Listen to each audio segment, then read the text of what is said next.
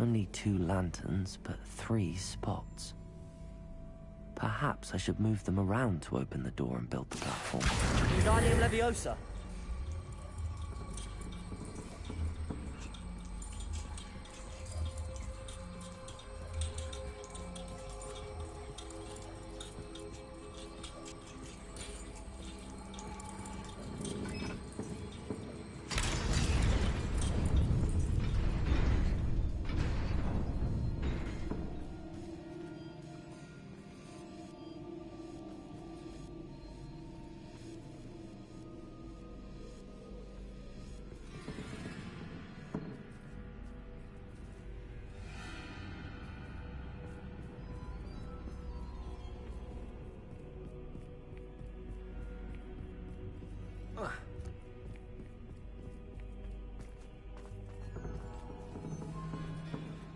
Accio. Wingardium Leviosa.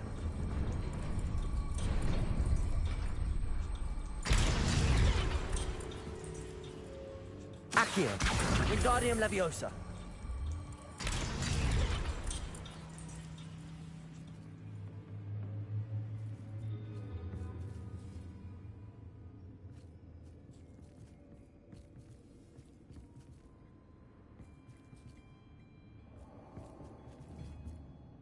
Accio. Wingardium Leviosa.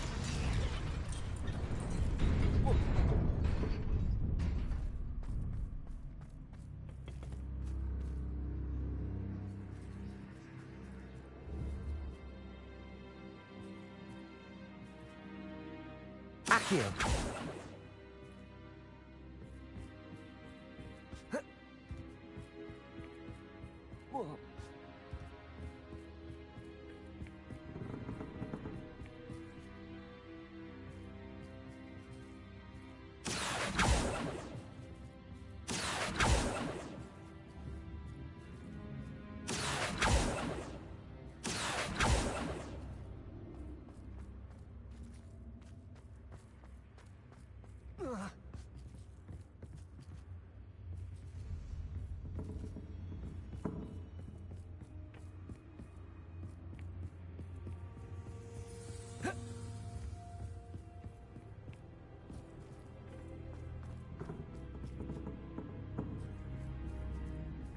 Accio. Wingardium Leviosa.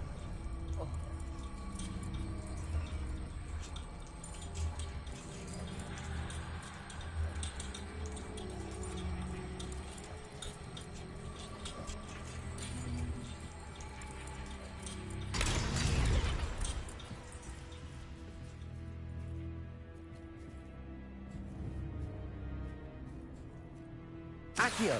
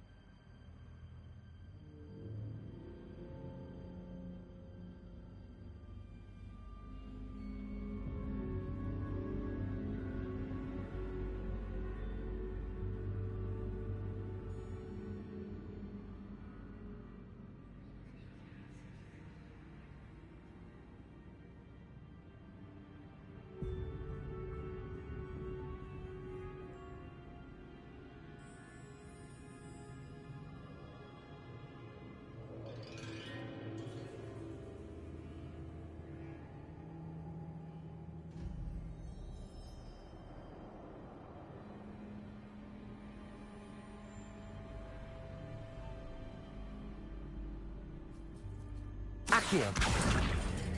Wingardium Leviosa.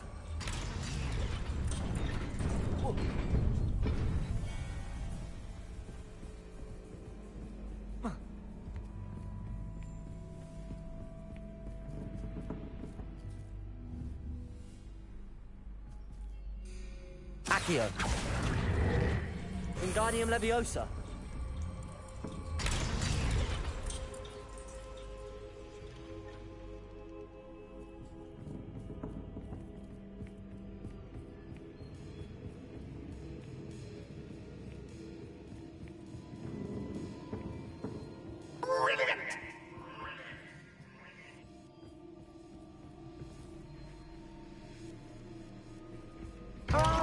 worthy playmate. Well done, me. Accio, defender.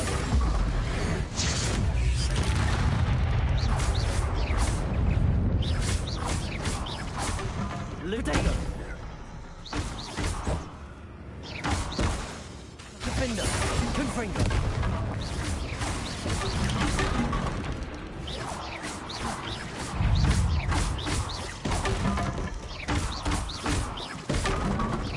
Defender. Confringo.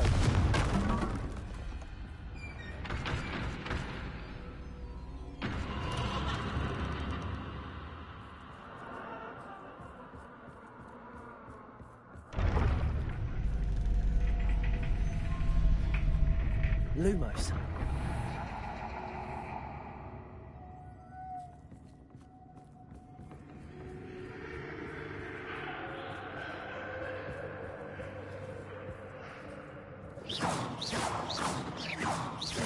Confringo. Defender.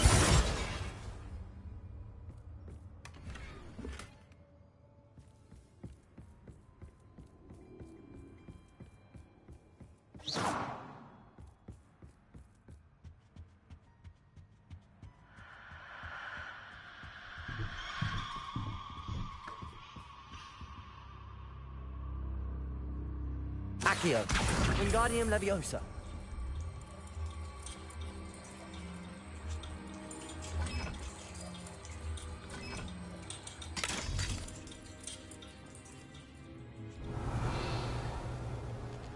Revelio.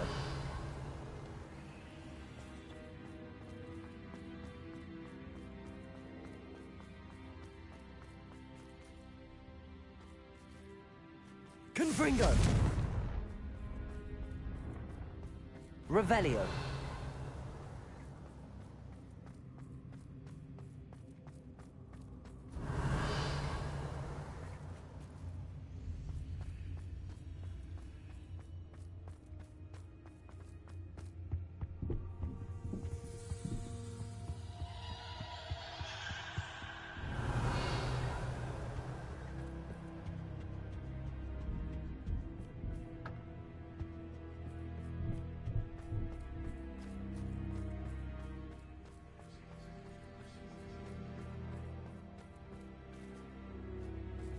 Accio.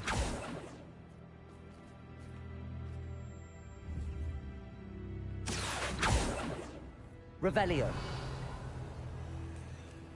I wonder if I need to place lanterns to open these doors.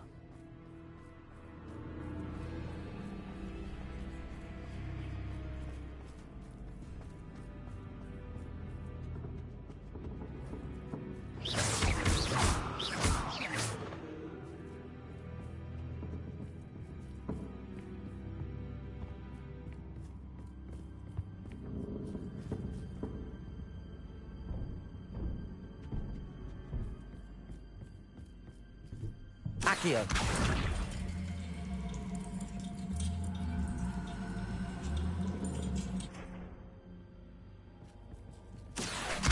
Wingardium Leviosa.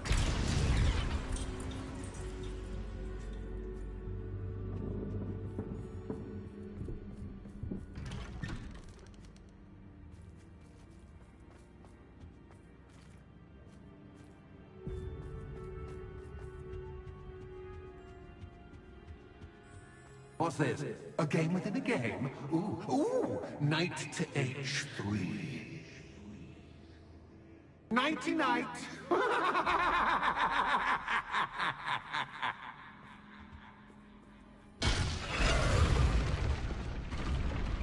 That was the wrong square. Watch it. I wonder if the chess pieces on the board indicate where I can't go.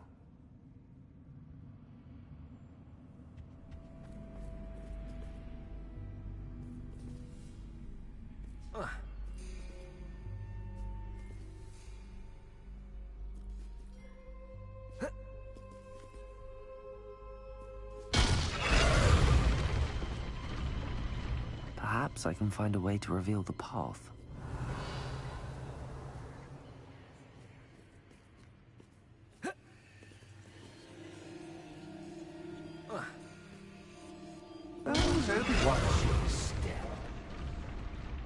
Perhaps I can find a way to reveal the path.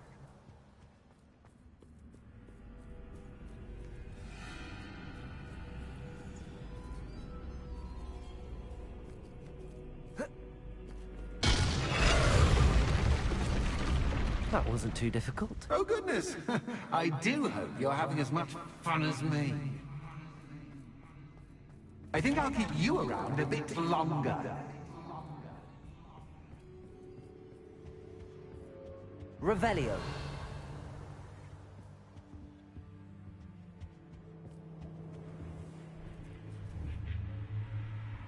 Accio. Wingardium Leviosa.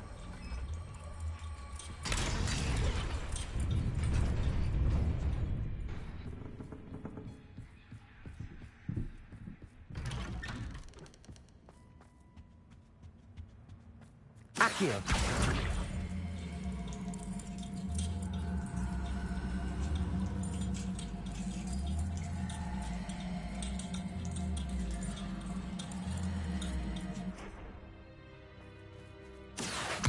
Wingardium Leviosa.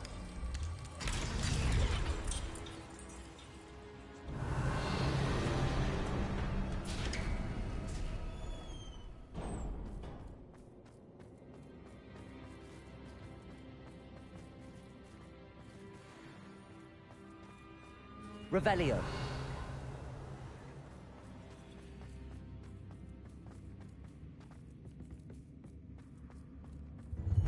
Ready on that.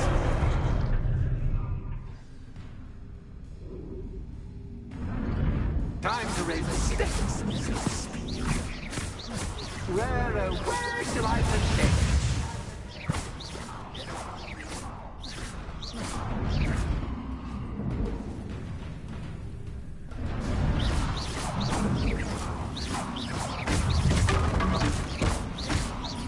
Lumos. Cactus Cascade? But Cactus Ringo. I mean, you can't. Now that should get your attention.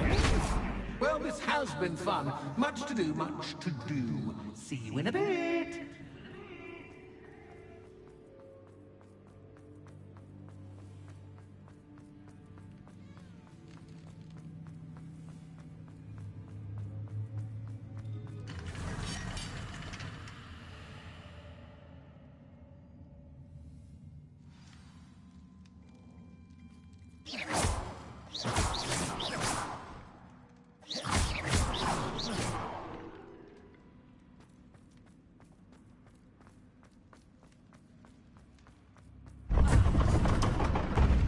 Revelio. Ah, you've chosen the scholarly route. You'll need more than you've learned from books to best me.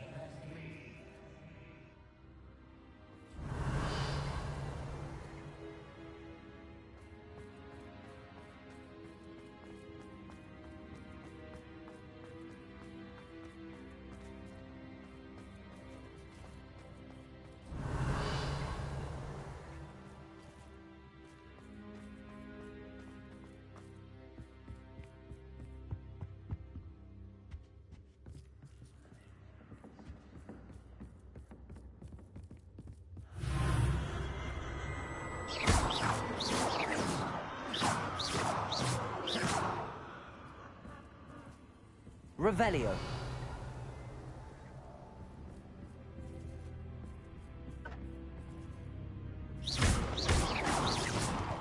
Confringo.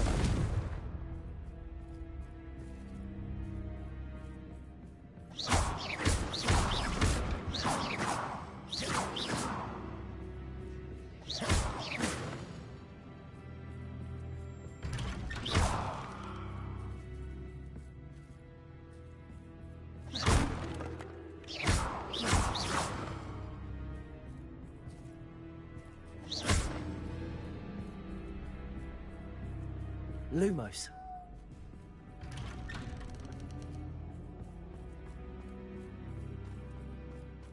Revelio.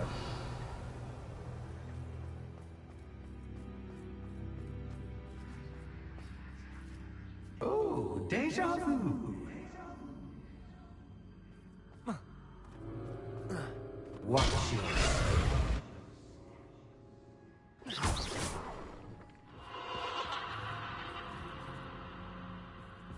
Revelio.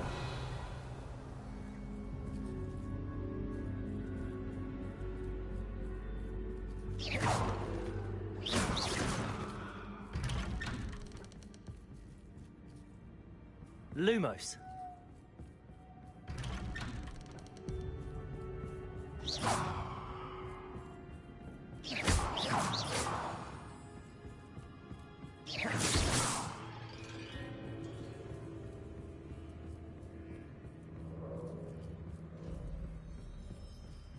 Revelio.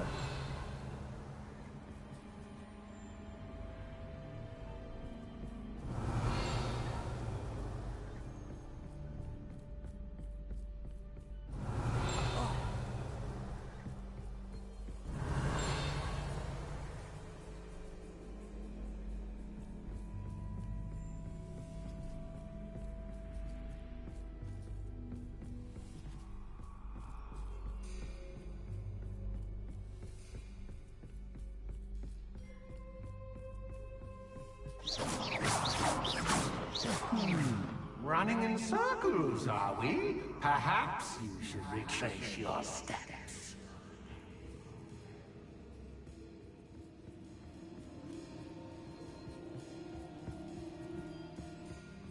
Lumos.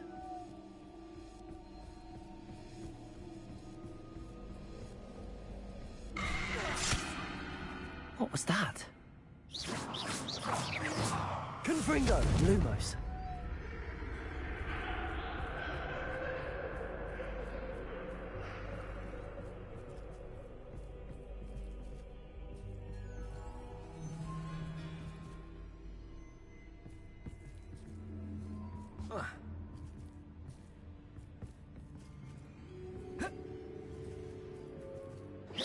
Confringo.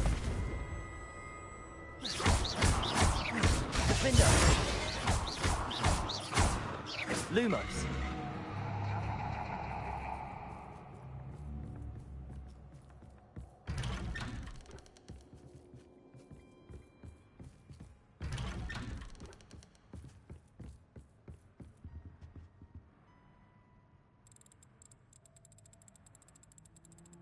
Oh, how nice of him to pop in.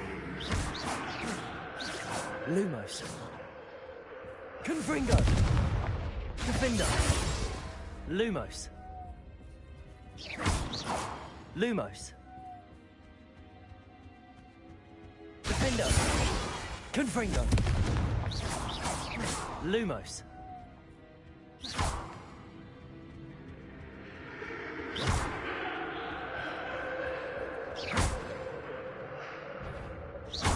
Defender.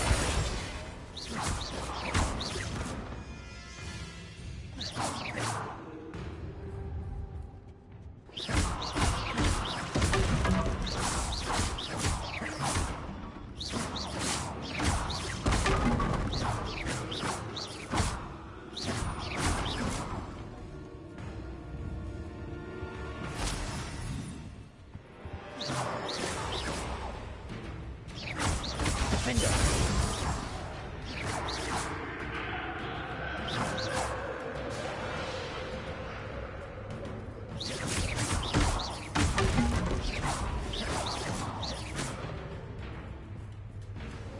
Confringo. Defender. Lumos.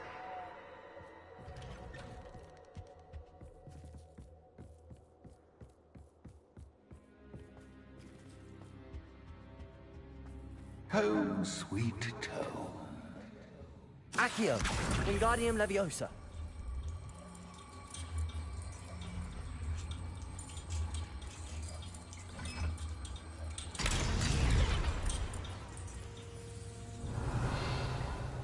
Lumos.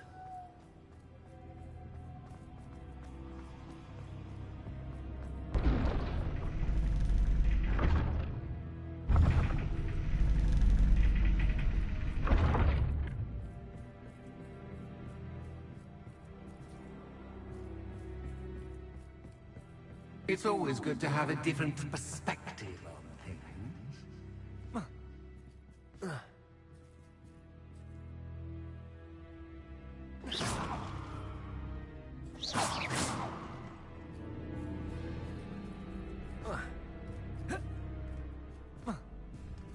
Revelio.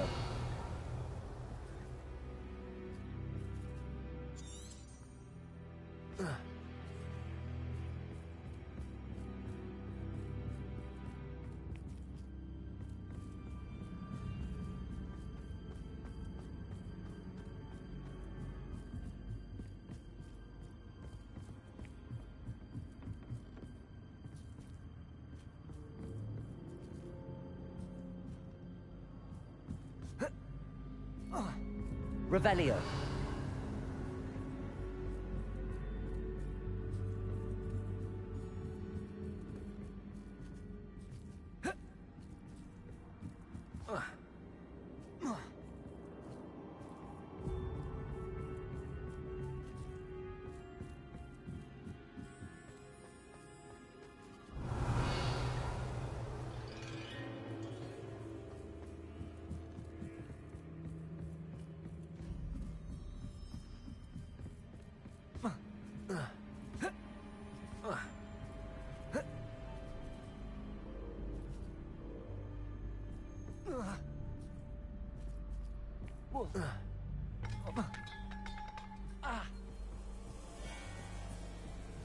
Revelio.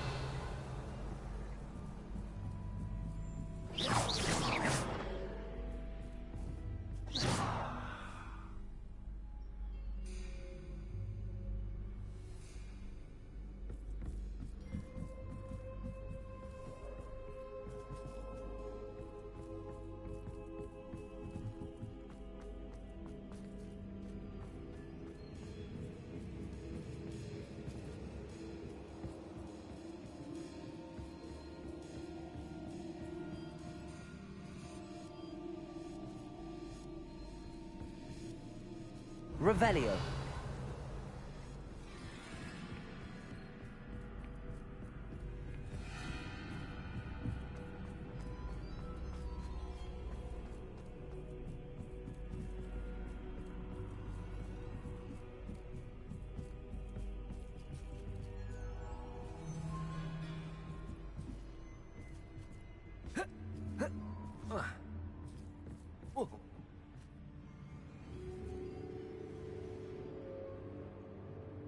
Accio.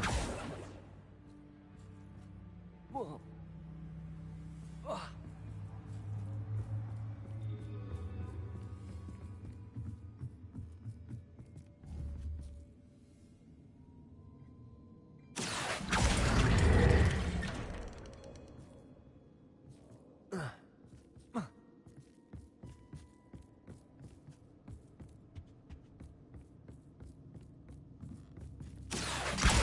Wingardium Leviosa.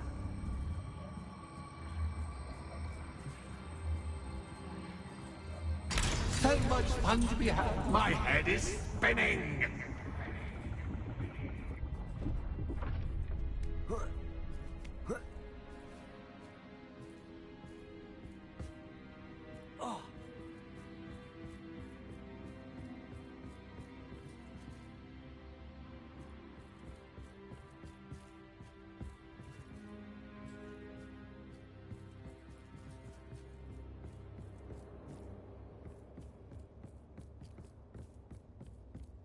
Lumos. Revelio.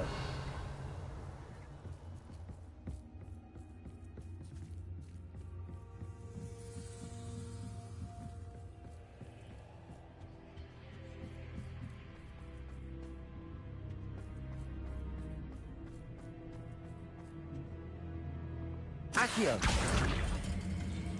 Wingardium Leviosa.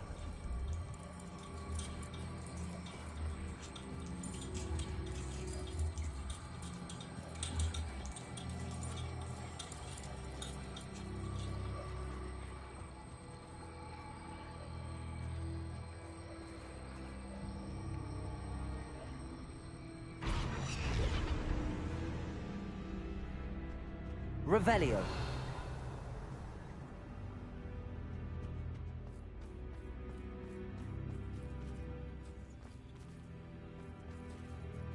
Accio. Wingardium Leviosa.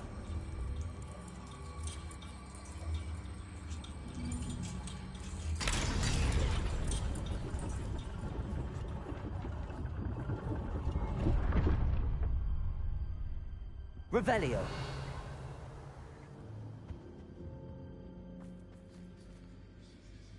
Perhaps I should pull the lantern into this room to cause the room to rotate again. Accio. Wingardium Leviosa.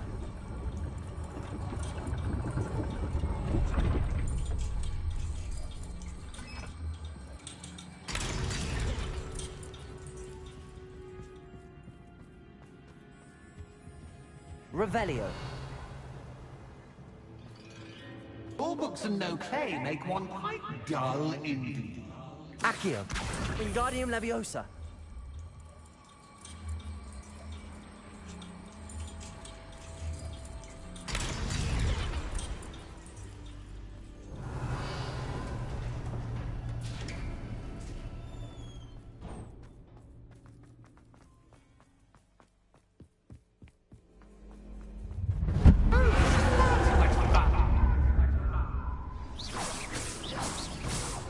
Confringo.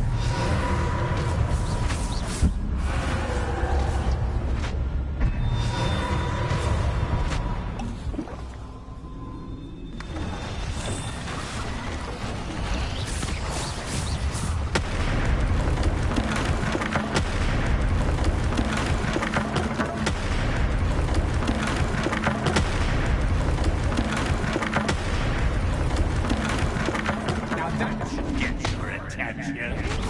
Well done. I'll give you a moment to collect yourself, if you can. Ta-ta for now.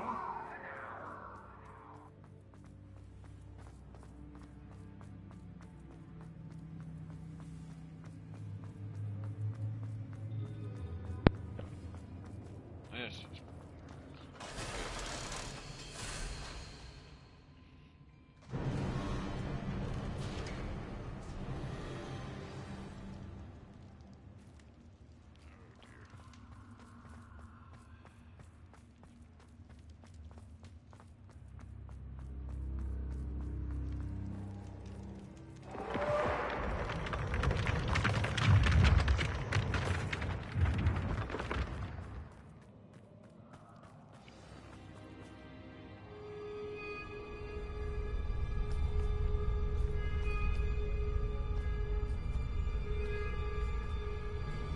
Aha! Finally! You, my inordinately clever friend, appear to have traversed this seemingly never-ending dungeon relatively unscathed. And now I suppose you'll want to go. Everyone leaves me, usually in a straitjacket, never to return. I'm starting to take it personally. I'm tired of having no one to play with. Ooh, tell you what, I'll make you a deal. If you can match wits with me now, and agree to give me unfettered access to the shop for, say, 1 day a month to have a little fun, I'll sign a contract. Pursuant to which, let me see, I will blah, blah, blah, blah, blah, blah. Oh, yes, leave you and your customers alone at all other times, etc., etc. You get your shop, I get my chaos. Sound acceptable? Excellent! Let the games begin!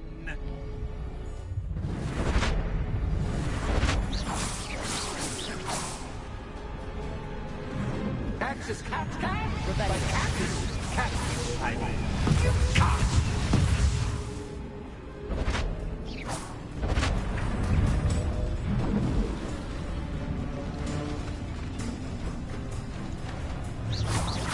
Confringo. Defendo.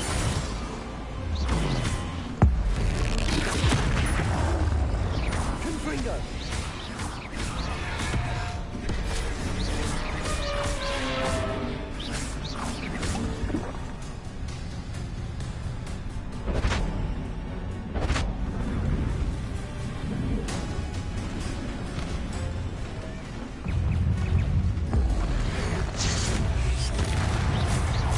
Confringo. Defendo.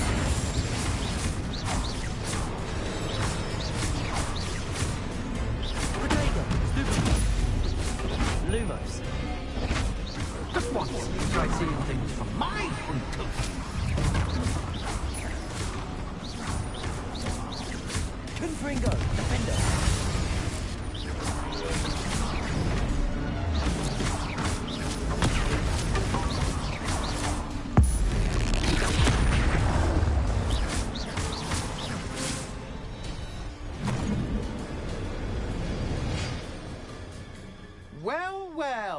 Finally, someone deserving of the playground I so meticulously crafted. Such a treat to have fun again in my little dungeon. I must say, I enjoy a good challenge. Ah, a kindred, dare I say, spirit. So, about the contract. I am a poltergeist of my word. Why would you enter into such an agreement? Much as I love banging about the place, it's no comparison to seeing customers' faces when I bonk them on the heads with a chocolate frog. One doesn't really understand the value of an audience until one is without it. Just to be clear, what does this agreement entail, specifically? Pay attention. You guarantee that I can have my fun at least one day each month without fuss. I let you work the rest of the time, mostly, in peace. Very well. I shall agree to your contract with one small addendum. Hooray! No more of this unsatisfying banging about all day in a pitiful void. Wait, did you say one small addendum? I did. In order that I have a successful shop with lots of customers, would you agree to causing chaos only after 9 o'clock in the evening? Would you agree to at least 2 days a month instead of one? I would. Pleasure doing business with you. You've worn me out. Ah, well done. I had a feeling about you. I have to admit, Cassandra did a wonderful job finding the perfect playmate. Finally. That was tiresome.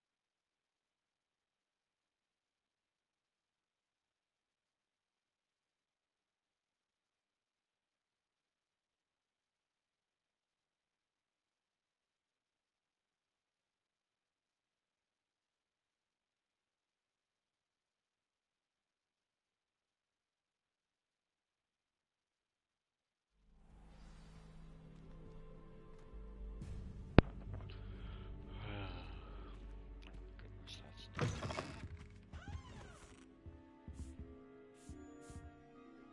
Hello, Penny.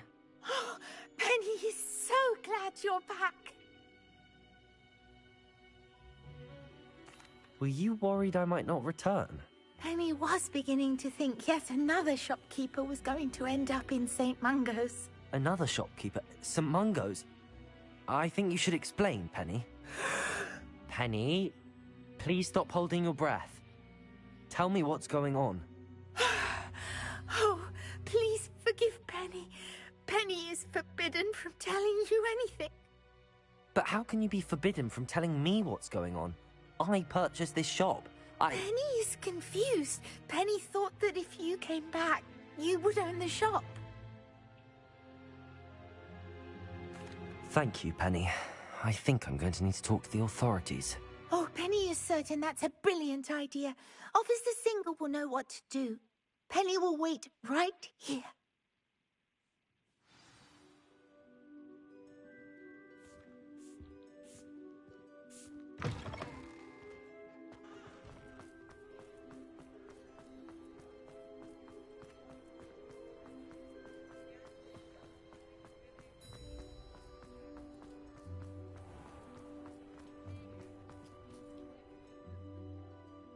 Officer Singer, I have some information you might be interested in. Ah, good to see you again. What can I do for you? Cassandra Mason sold me her shop and then tried to drive me mad in a haunted dungeon. I Cassandra Mason sold you her shop. Well, yes, she said she did, but I think you might have missed the bit about the dungeon. No, I heard that bit too. And, according to the house elf that came with the shop, she has done this sort of thing before. Repeatedly. I wondered what was going on. She seems to have had a great deal of trouble keeping a tenant in that shop. In any event, these are serious accusations indeed. Perhaps a little visit with Cassandra is in order to clear this all up. Shall we?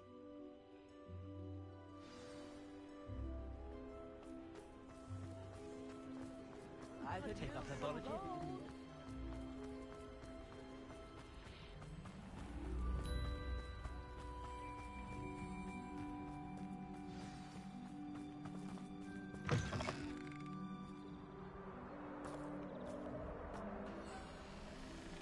Oh, hello, Ruth. I see you've met my new tenant.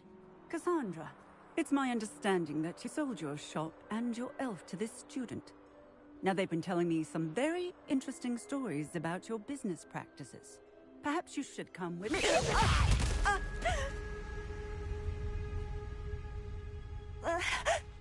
Stop her! Confringo! Lumos! Defender!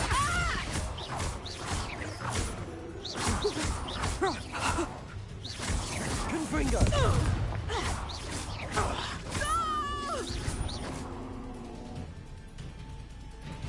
What on earth are they teaching you at that school these days? Defender! Confringo!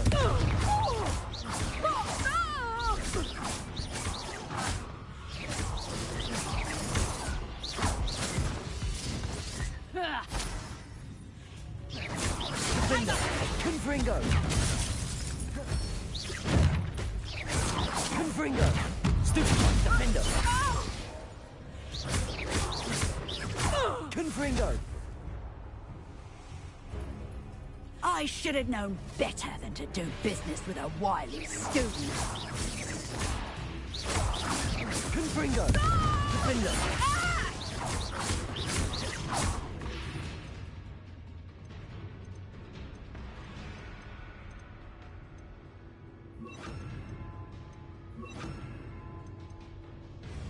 Defender!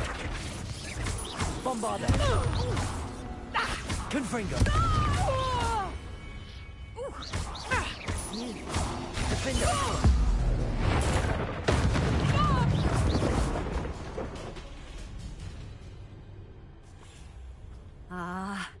I'm disappointed in you, Cassandra. Incarcerate! You don't know what you're doing! Don't I? I always wondered why you couldn't seem to keep a tenant in that shop of yours. I must admit, the notion of a haunted dungeon never crossed my mind. Thanks for this. You can head back to the shop. Check on that house elf of yours, she's probably terrified. Scrawny little traitor herself! I should have known it was... Silencio.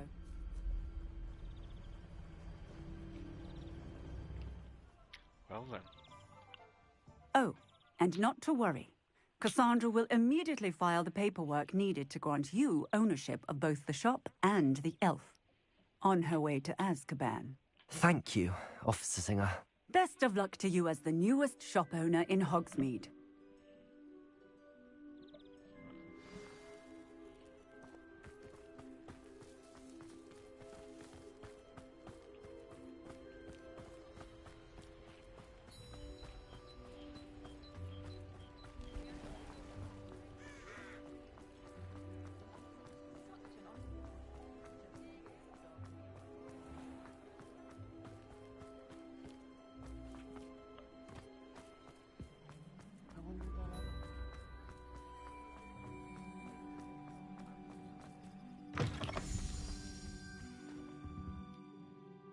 Penny, I have what I hope will be good news.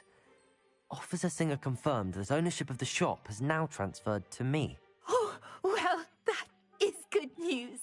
Penny is so relieved. Penny had the most difficult time keeping the truth from you.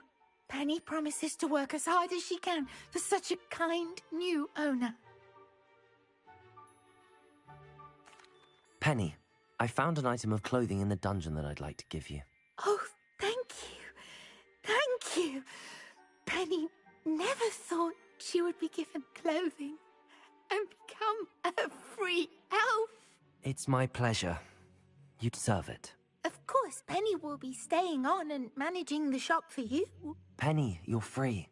You can do anything you've ever wanted to. But all Penny has ever wanted to do is run a shop with a friend and sell to the villagers in Hogsmeade. If that's what you want to do, Penny, then nothing would make me happier.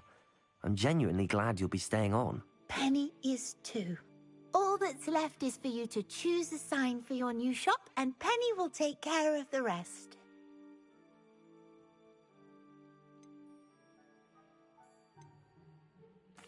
I choose Vestas and Venom. Excellent choice. Have a look outside. Thank you. I shall work on collecting items for the shop's inventory. Oh, and Penny, we'll be closing the shop by 9 o'clock every night.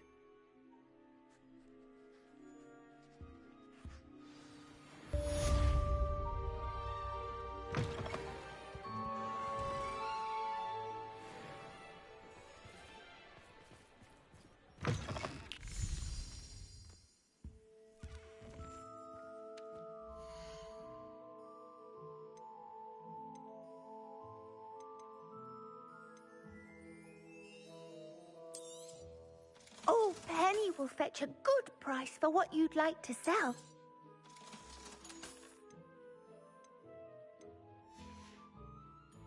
Penny wishes you safe and wondrous travels.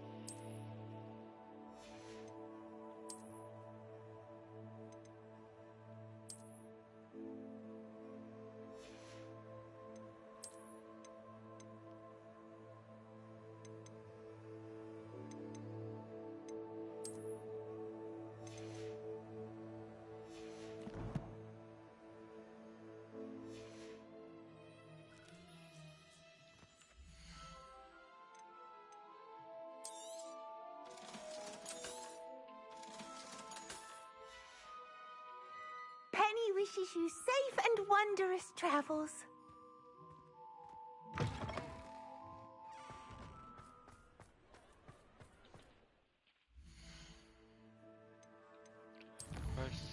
What quests do I want to do? I think I'll speak to Nelly.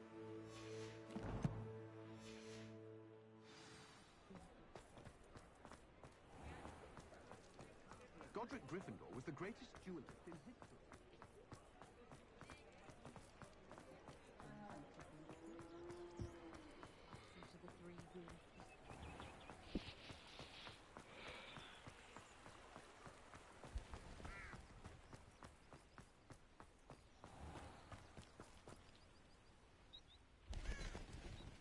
Are you ready to put an end to Harlow?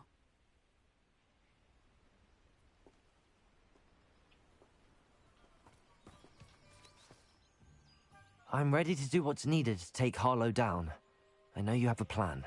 We must gather information from the friends of Mr. Bickle that Archie and Mrs. Bickle mentioned.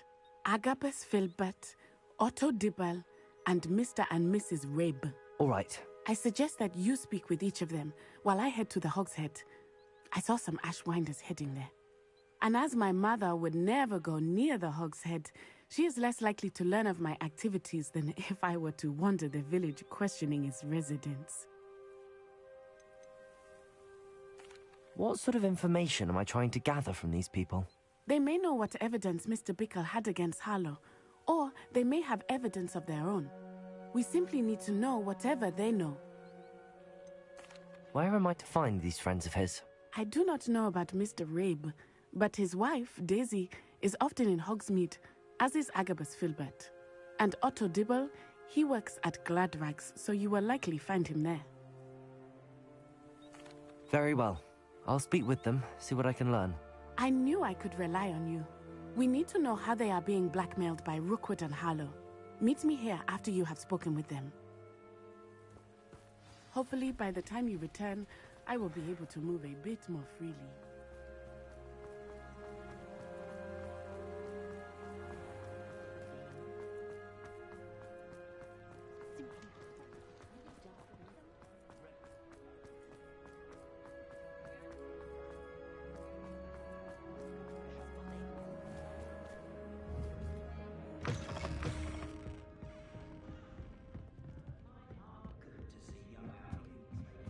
Mrs. Rabe should be nearby.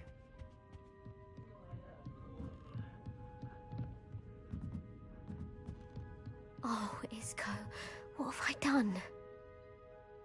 Mrs. Rabe, I wondered if I might speak with you about Theophilus Harlow. I'm a friend of the Bickles and am trying to gather evidence against him. Poor Joanna and little Archie.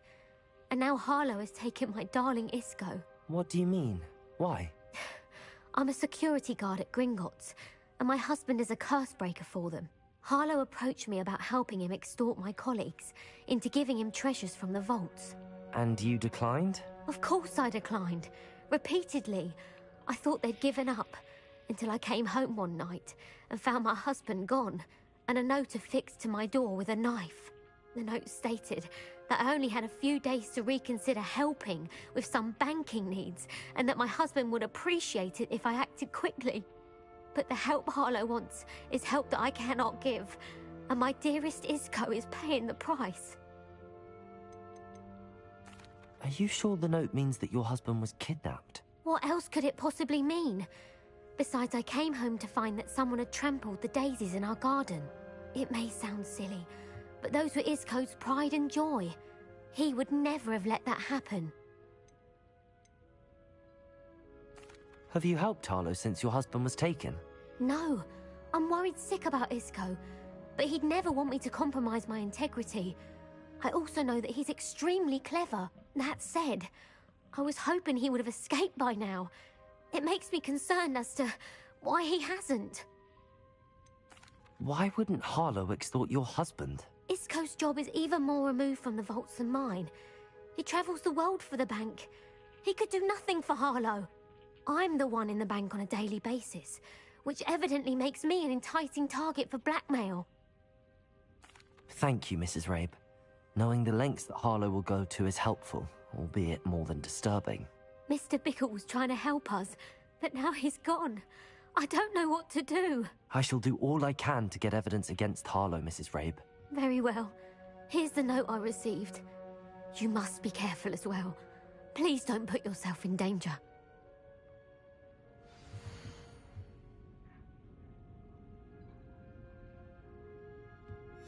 Some evidence worth hanging on to. Thank you. I hope it's not too late. Now, to find Mr. Bickle's other two friends. He kind of looks like Lavender Brown. Of Harry Potter. But, then again, Lavender does have brown hair, if I remember correctly. Otto Dibble works at Gladrags. I should check there. Please tell me you didn't take it, but perhaps it's been here all along. Mr. Dibble, may I speak with you? It's about Theophilus Harlow. I've nothing to say about him. May I interest you in a stunning cravat today? Please, sir, I'd like to help. I spoke to Mrs. Bickle. You know the Bickles? All right, but we must be discreet. Can't have Mr. Hill hearing this. I know Mr. Hill. He was kind to me the day of the troll attack. Oh, he's a good man, but even he wouldn't understand about Harlow. It started a few weeks ago. I was distracted, reading a note, when you-know-who came into the shop. I hid the note behind the counter and offered to help him. He stared at me for a moment, then asked me to check on an order he'd placed. I went into the storeroom to check on what turned out to be a non-existent order. When I returned, he was holding the note. What was in the note? It was a note from Rosie Hill, Mr. Hill's daughter. You see, we've been, well, secretly engaged these past 6 months. We haven't told Mr. Hill yet. I dare say he has higher hopes for her. Harlow advised me in no uncertain terms that my relationship with Rosie, not to mention my employment here, depended upon my cooperation. What does he ask you to do? It all happened so quickly. In an instant, he took a very expensive scarf from the counter, pocketed it, and smiled. He said, "Your secret is safe as long as I can supply my lady friend with delightful items like this every so often." I've been able to cover for his requests until now with some creative bookkeeping, but I can't keep it up for much longer. I'm terrified to say anything. I could never live without Rosie. I met Mr. Hill the day of the troll attack. He was kind to me. Why don't you just tell him? He's a lovely man, but when it comes to Rosie, I fear he loses all perspective. He'd see this as a grave betrayal. I'd lose my job instantly, and Rosie as well. What have you been doing to keep the extortion a secret? Well, as I mentioned, creative bookkeeping, and I've also been trying to cover the costs with my own savings, but I'm running out of money. Of course, none of this bodes well for my efforts to improve my circumstances and be worthy of Rosie. Could you give me a bit more detail about the note? That might help me to identify it should I come across it. It's on Rosie's special pink stationery. It has her monogram at the top, RH. That's how Mr. Hill would know it was real. Thank you for telling me. I'm gathering evidence to take Harlow down. I would love nothing more than to see him rotting in Azkaban, but be careful. He's an awful man and incredibly dangerous. As for Rosie's letter, should you happen upon it, I have committed it to memory. You may destroy it immediately. Understood. Now hurry off before Mr. Hill returns. We're on the right track. Now to find the last of Mr. Bickle's friends.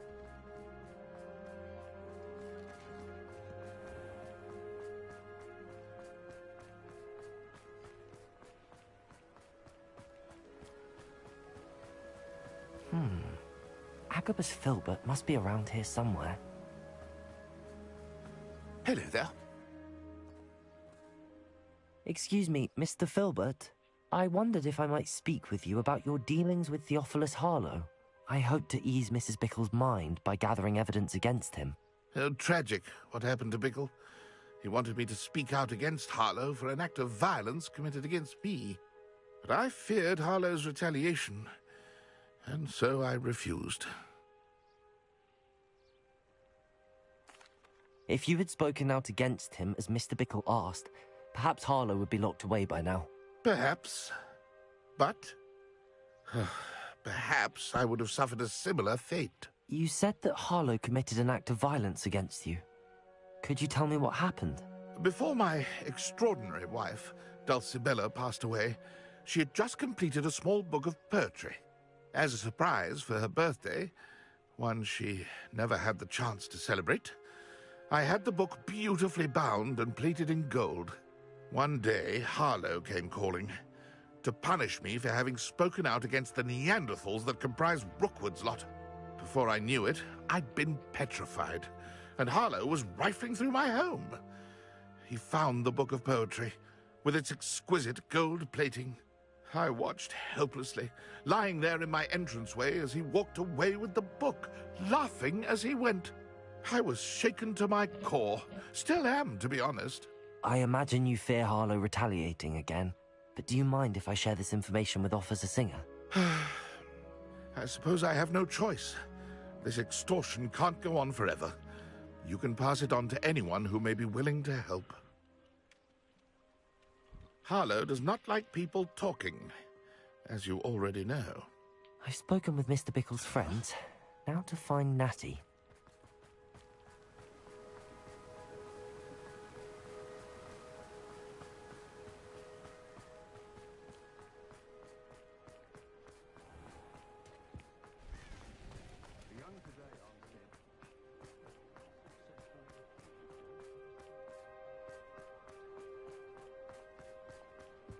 One never knows when society will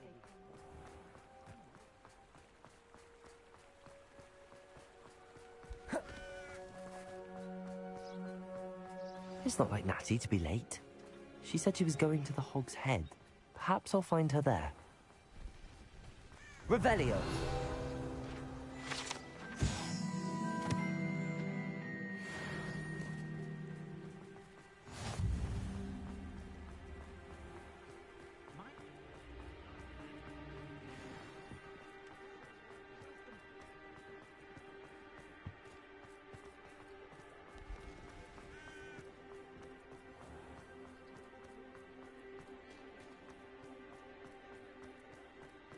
Natty must be around here somewhere.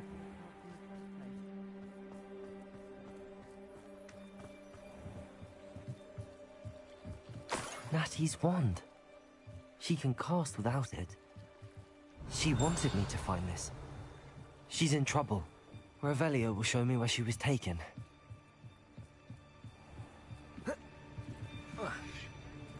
Natty must have been taken this way.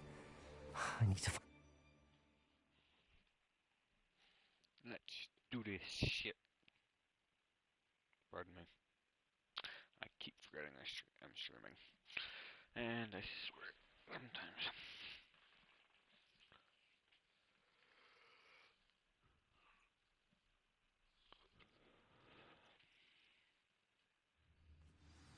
The footprints led to this room.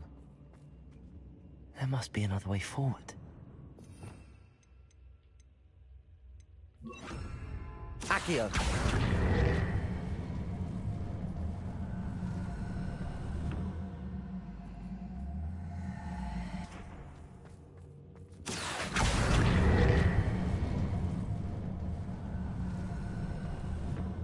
A hidden door. Natty must have been taken this way. I need to find her quickly. Revelio!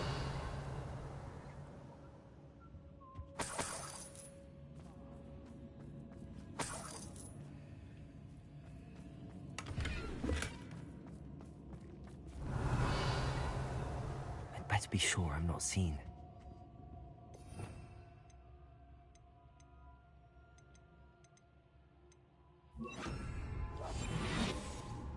I don't trust. Revelio.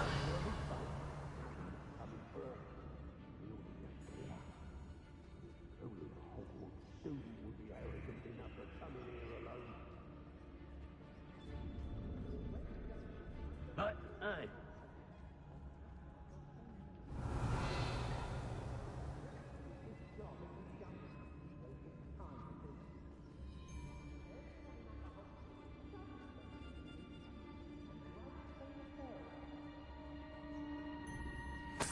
I've robbed every traveling vendor. Show yourself! I may go to Hogsmeade later, stir up some trouble. They need to be reminded that we're...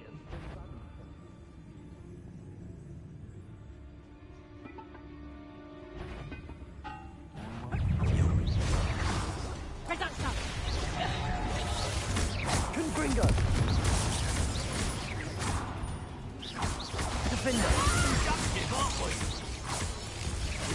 Confringo! Potato! Stupefy!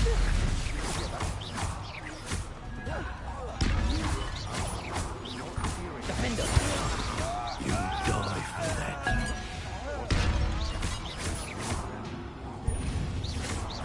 Confringo! I know you're kind. You weaken quick. What are your faults, John? Electricity. Defender! Confringo!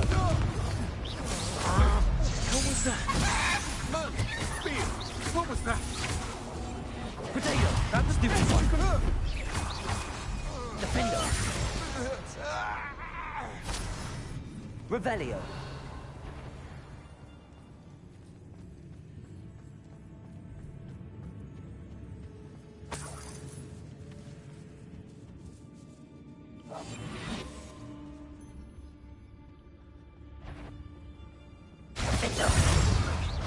Confringo! Expulso! Potato! Stupid! Flash of inspiration! You will not survive this. Confringo! Don't go down easy! Expulso!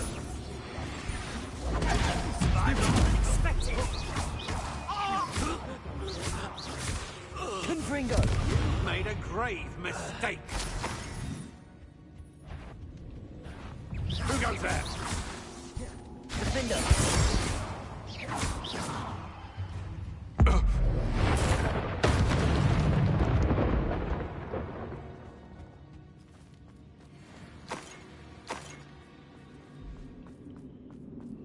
Revelio.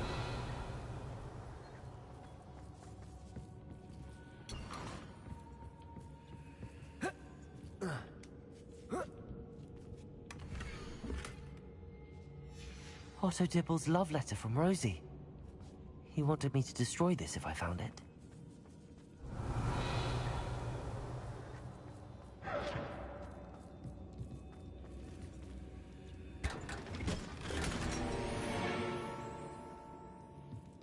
Revelio.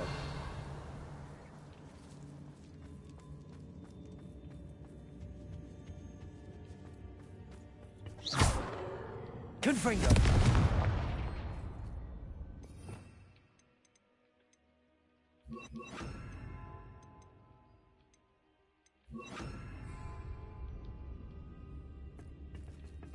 Repulso.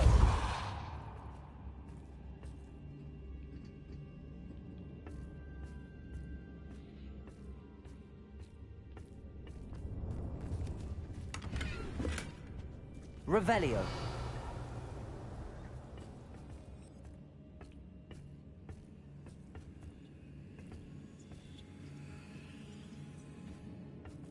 Confringo. Repulso.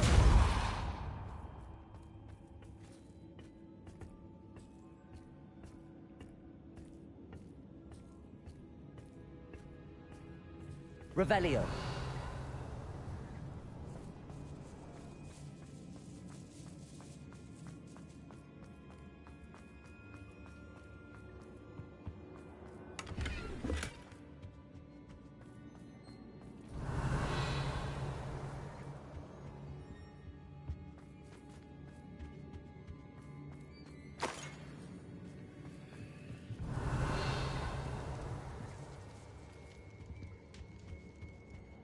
Hey, kiddo.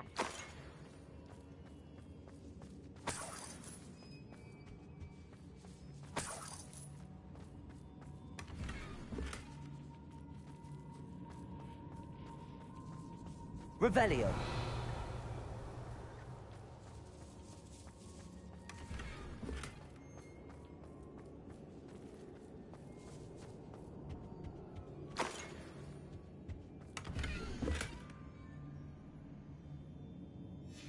The book of poems that was taken from Agabus Filbert. He'll be thrilled to have this back.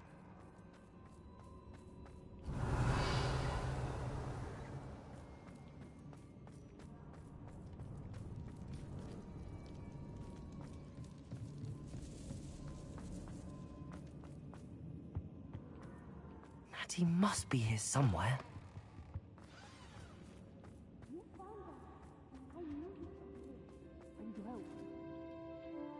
Mr. Rabe, Daisy told me you'd been abducted. You spoke with my wife. How is she? Worried about you. Are you all right? I am all right. Thank you for coming. These locks are cursed, and there's an anti-apparition jinx on the cells. Even Natty's skill with wandless magic cannot free us. I need you to find my wand. Use mine. We'll find yours together once you're out of there. I need my wand for this. Using one with which I have no connection may not work as well or as quickly, and we cannot risk detection. I shall do my best. Any idea where it might be? It's nearby. I can sense it. Understood. I'll find it. How can he sense his wand? Revelio. That's cool.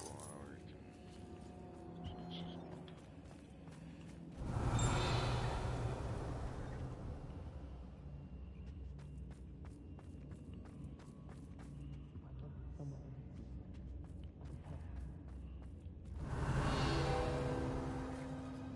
Mr. Rabe's wand could be in there.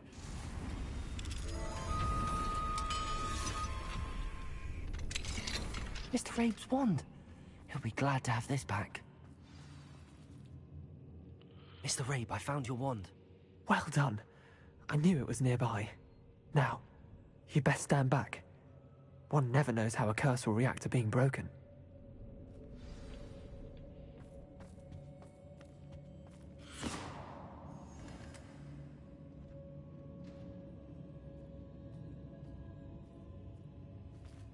Revelio.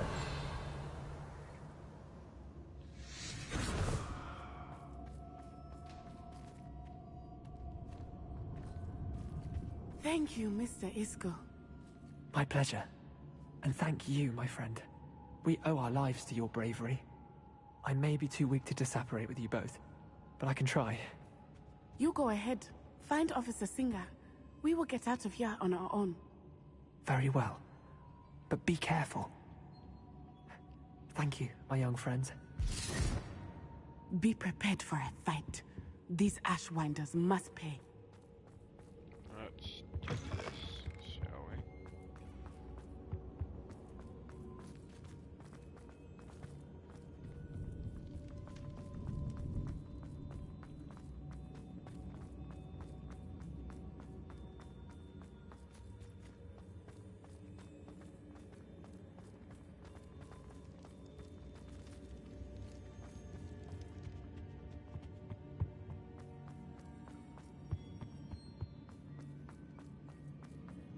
Let's find Officer Singer and put an end to Harlow once and for all.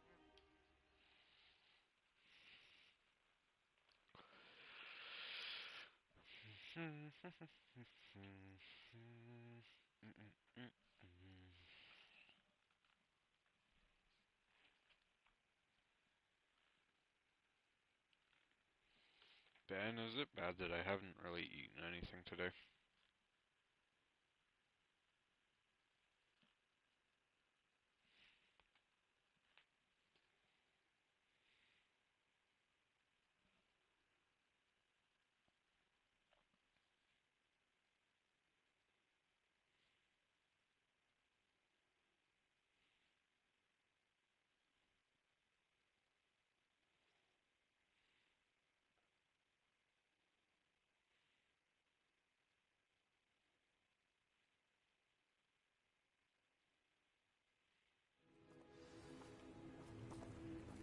Natsai Onai.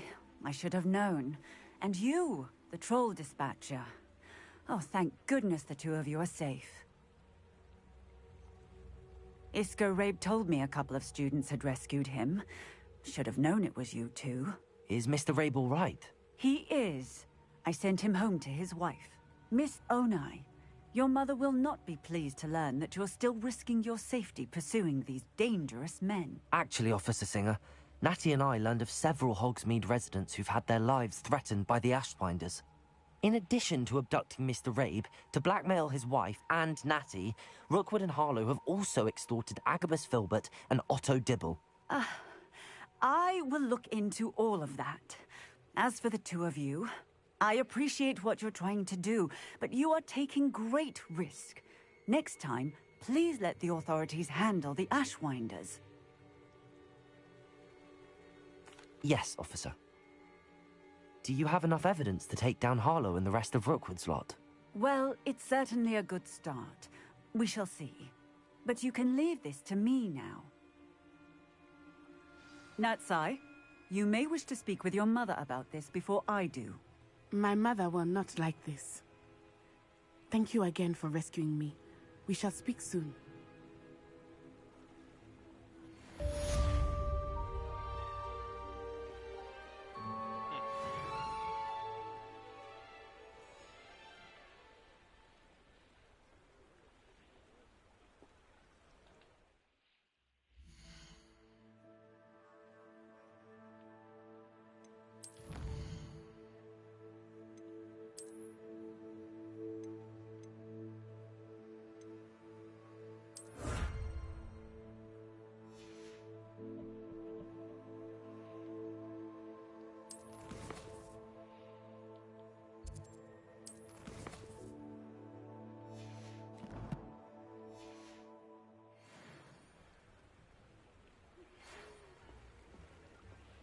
The Ashwinders have ceased pestering me. I suspect that's your doing. Thank you from me and Rosie both. We're just leaving for our honeymoon, after we tell Mr. Hill of our recent marriage. Wish me luck.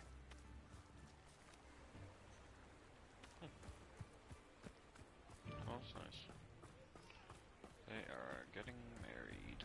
Let's go. Revelio.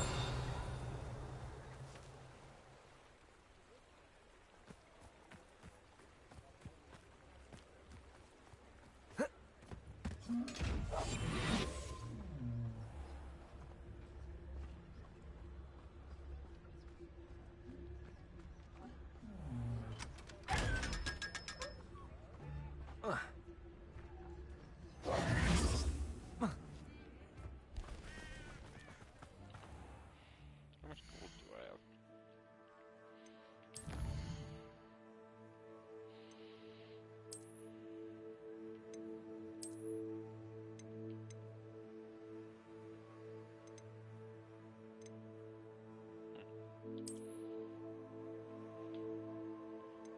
Oh. Oh, right, I have that. That's locked for right now. Because I am not level 28 yet. I'm only 27.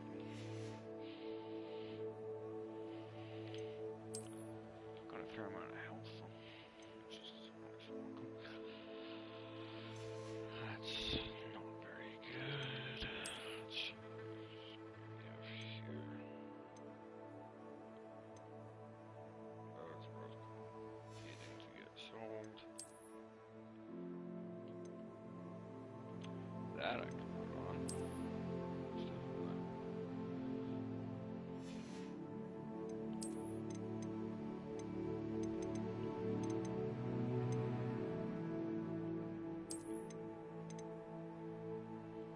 Lovely.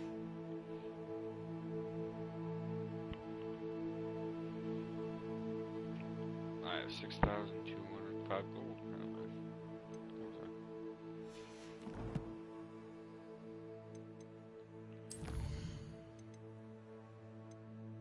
I have 4 talent points currently. Let's do this. Bombardo.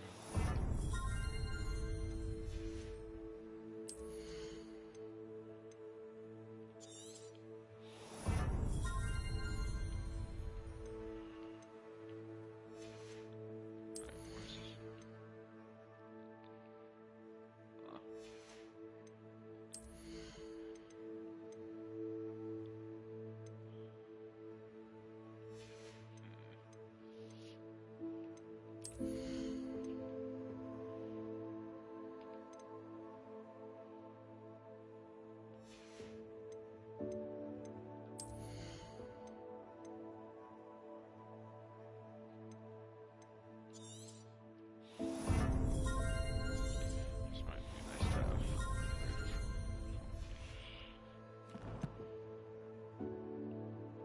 I can't believe I'm 41% done this, so it's pretty good. I am very much enjoying myself.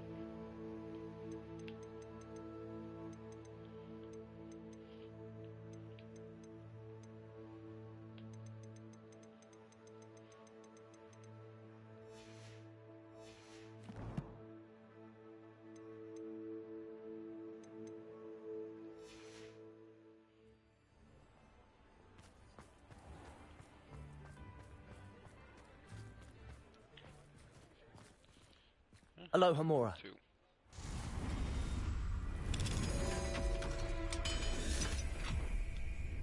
Mine now, demi-guys.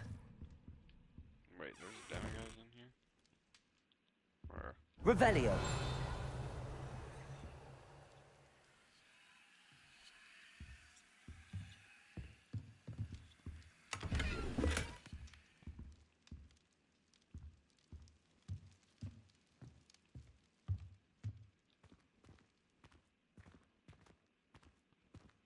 Oh, right there.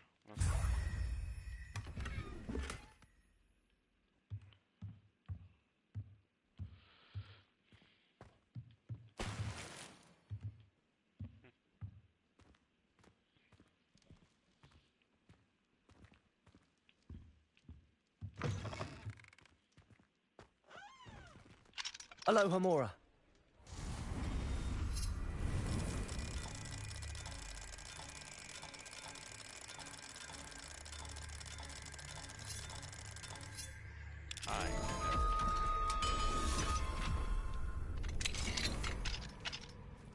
Revelio.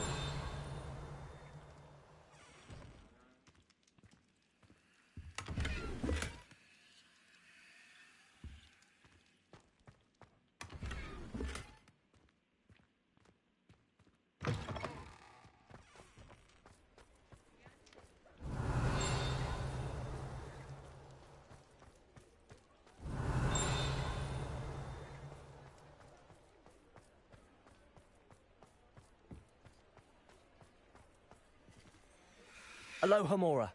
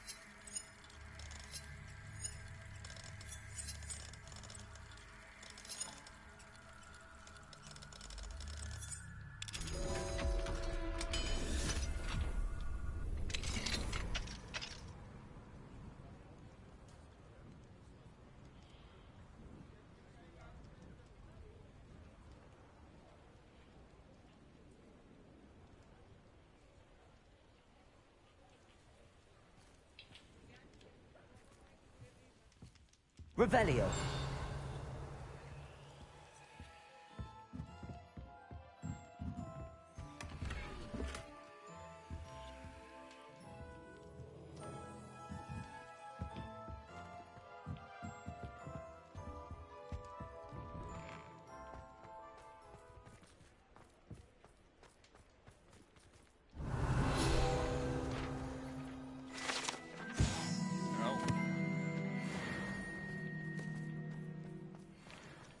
Fair, I didn't even know. There was one right there.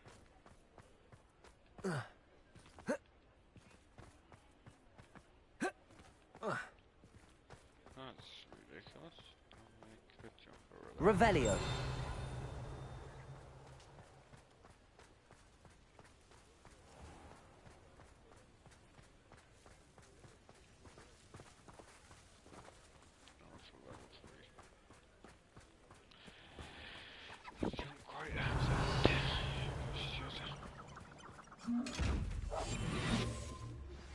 You are the talk of the school since you saved Mr. Rabe and I from the Ashwinders.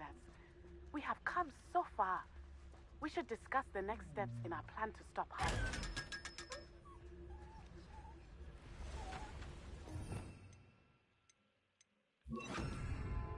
Lumos.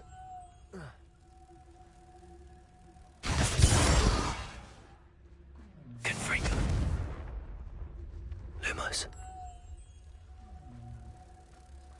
Revelio.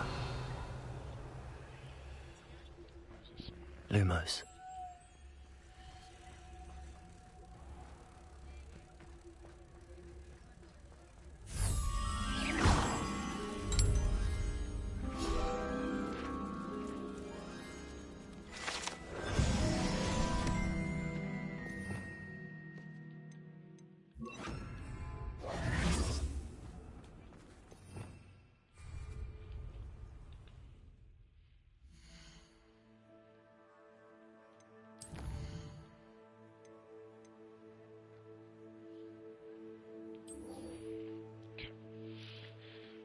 I'm going to make food because I am hungry.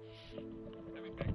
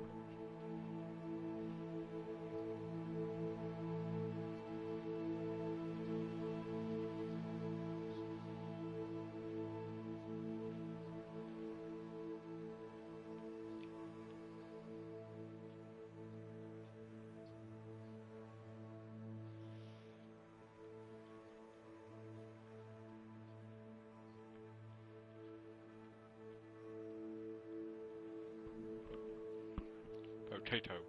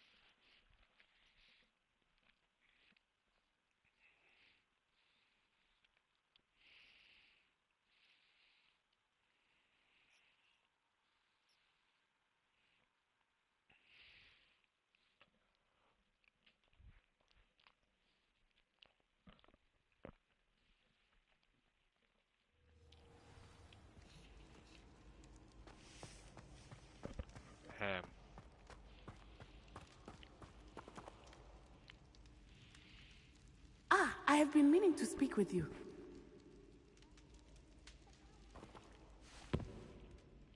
I still can't believe we escaped the Ashwinders.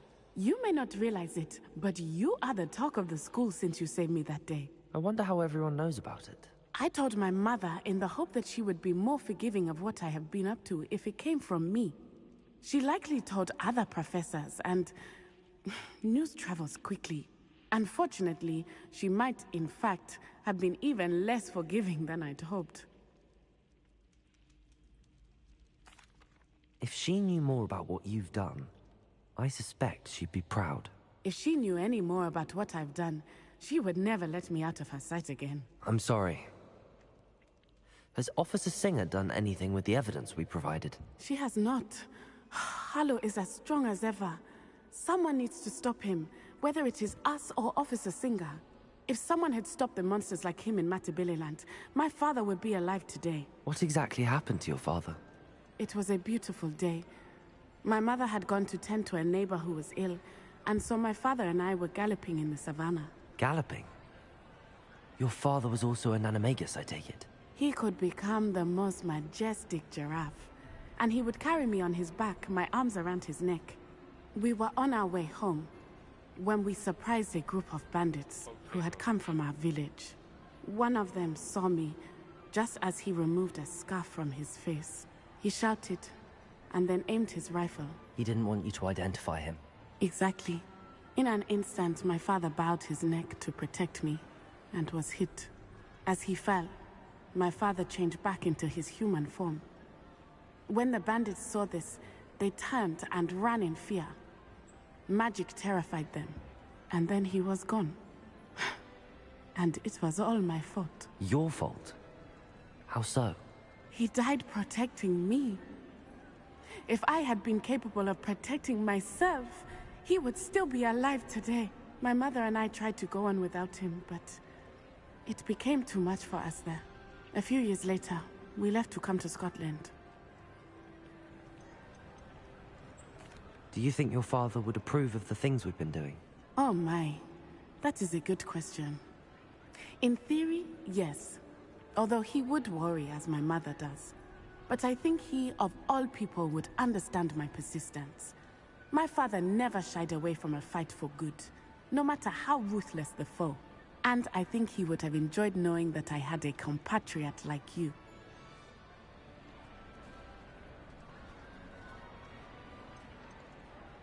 What does your mother think about all of this? Well, as you saw, she worries a great deal.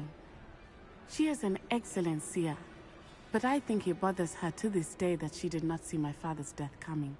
She misses him, as do I. So I believe on some level she understands my need to seek justice in a small way. But that does not mean that she likes it. Do you think taking down the Ashwinders will avenge your father's death? No. Vengeance is not what drives me. My father would not want that. He, and my mother, raised me to believe that it is a privilege to be able to fight for those who cannot. I know there is risk involved, but I feel it is worth it. I am glad you seem to think so too. I'm sorry, Natty. I can't imagine what you've been through. Your father sounds exceptional. He was. Truly extraordinary. And thank you for your kind words. We all have our burdens. My father had a saying about that. Yes, I remember. Rain does not fall on one roof alone. Exactly. Soon you and I will put an end to the Ashwinders, beginning with Harlow. And once he is gone, we will turn our attention to Rookwood. We are making progress, and we will succeed. Thank you again for saving me. You deserve all of the praise you have received. Revelio.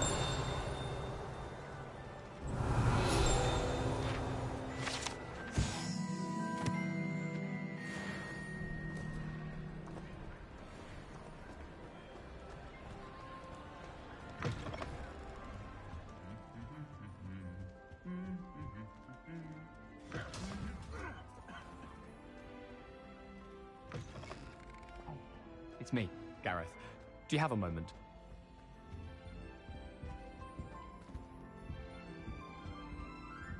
Confringo. Revelio.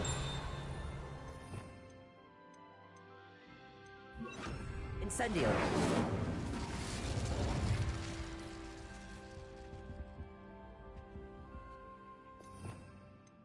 Can't remember which one this was.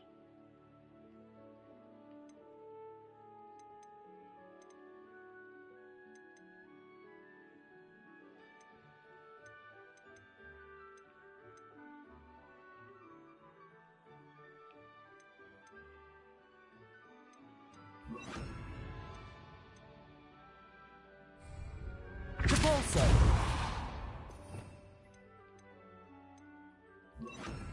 Lumos.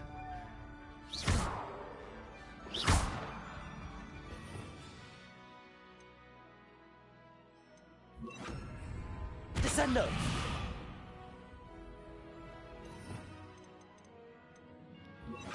Arresto momentum. Glacius. Levioso. Oh, there we go. Yeah.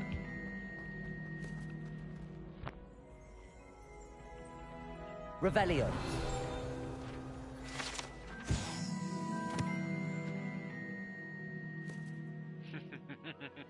Never tickle the sleeping dragon.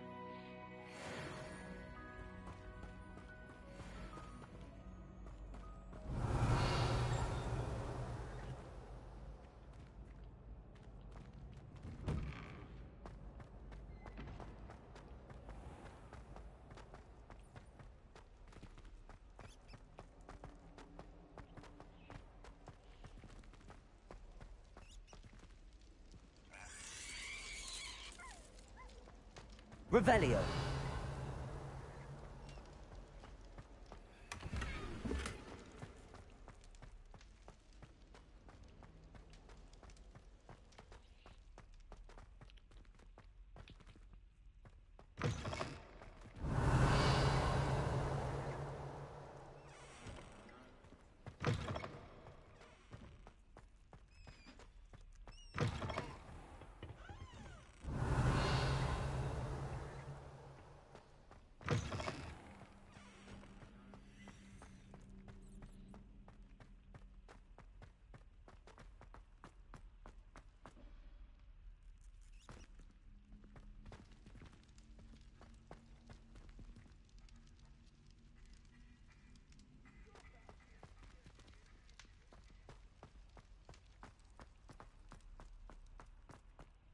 Revelio.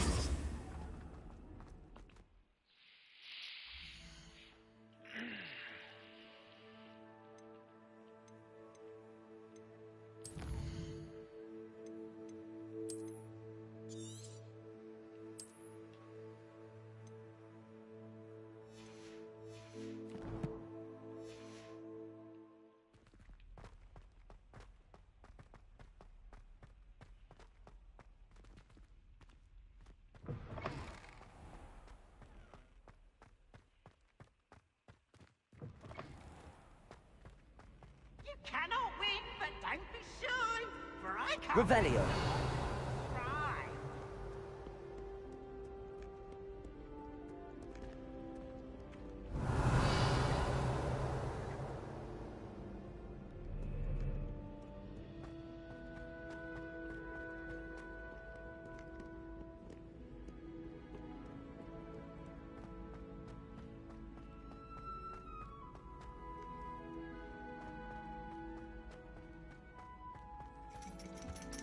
Revelio.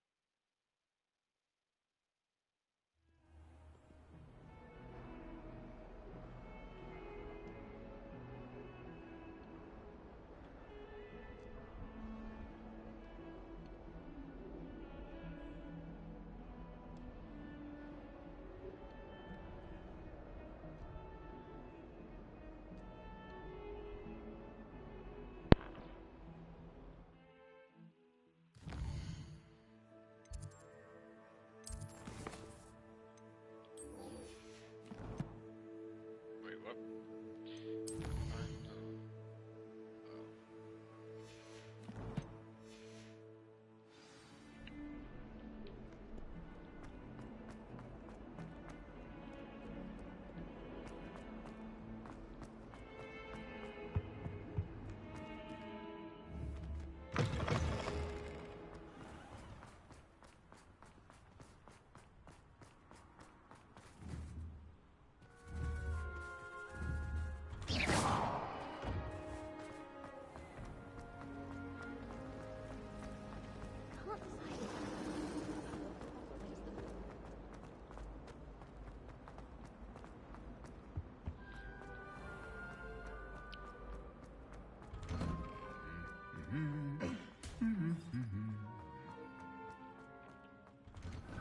Wish I could afford my own.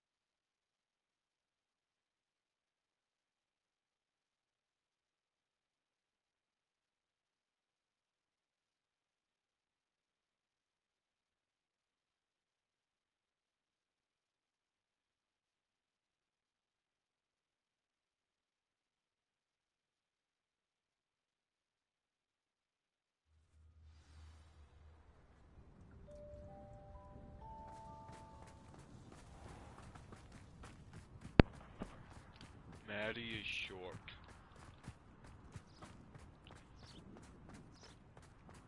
I could just have a butterbeer from the Three Broomsticks right now, and a chat with Corona. Where the does it have to go?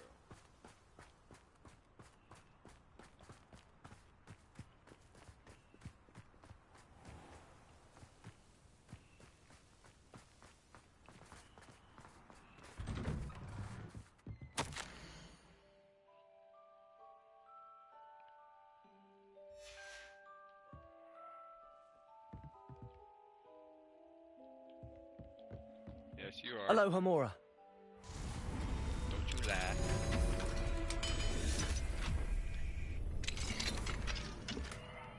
You know you a little short.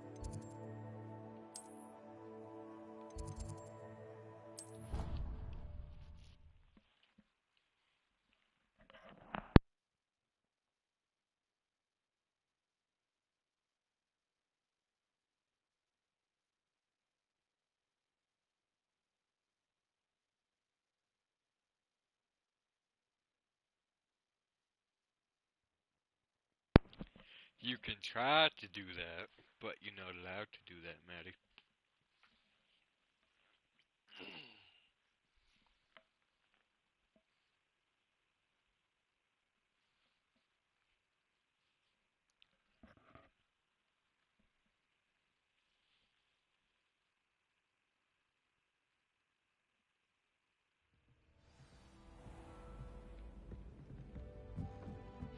Galleons and a historian's uniform.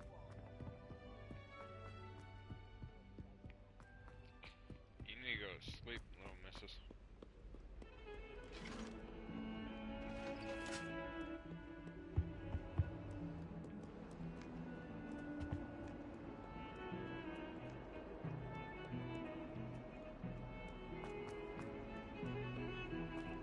Yes.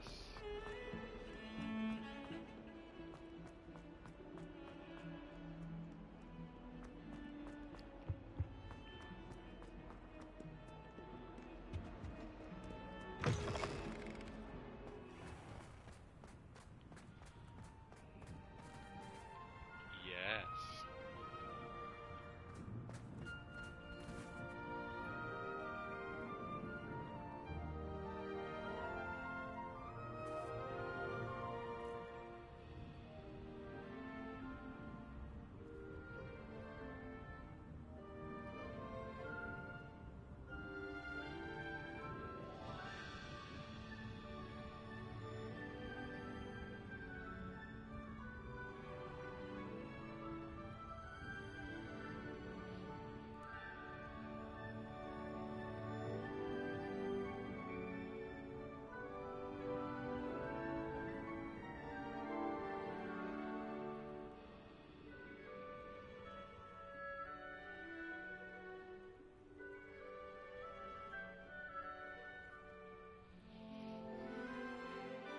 Yes.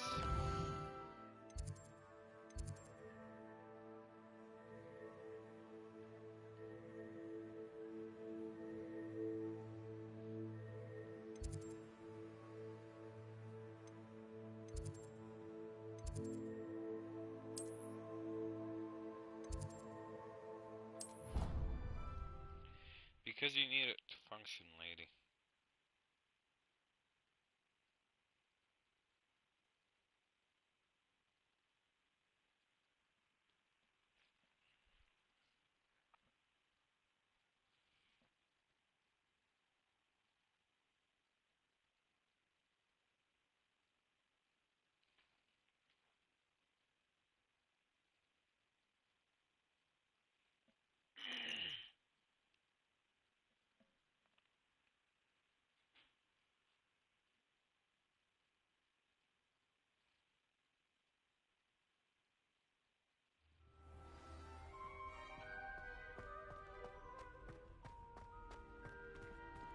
Barely.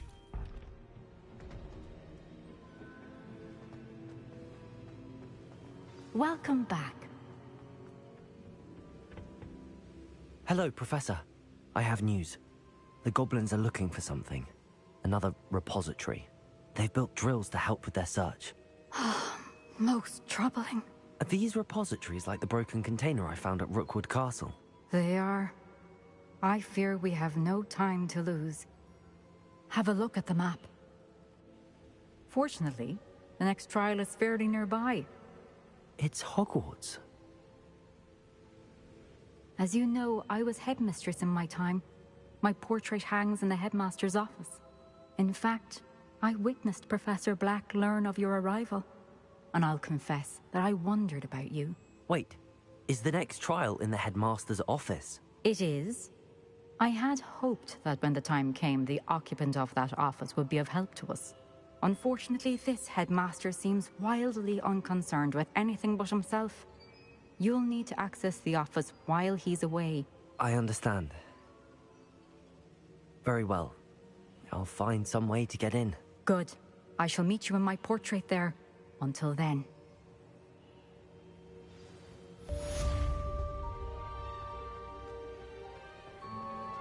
How will I gain access to the headmaster's office? Perhaps Professor Fig will know what to do.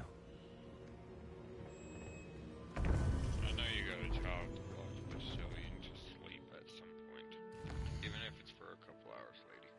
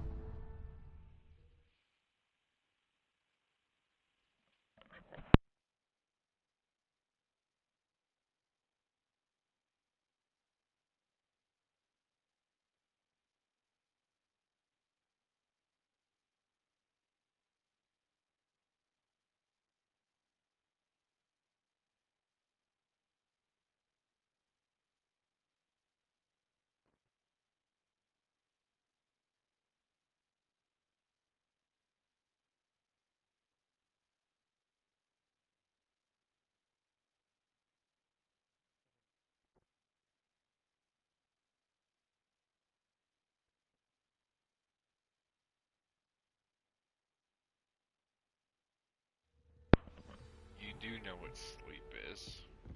I'm gonna beat your ass there, lady.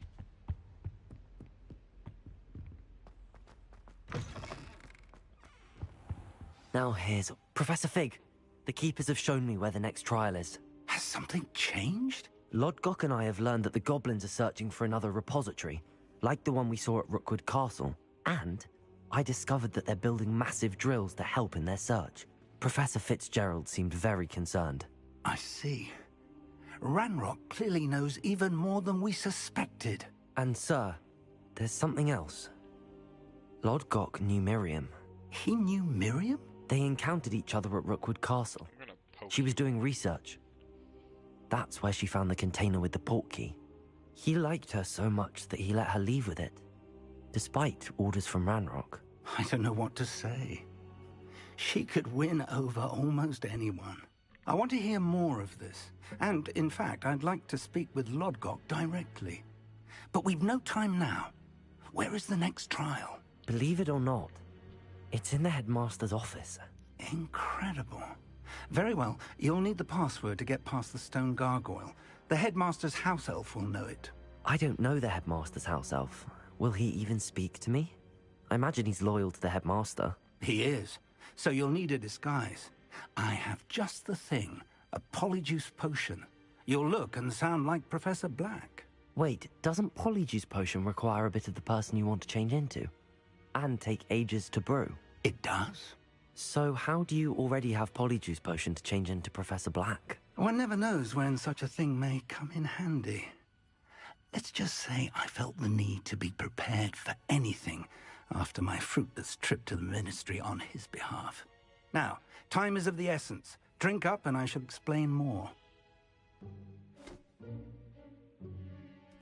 Bob's up.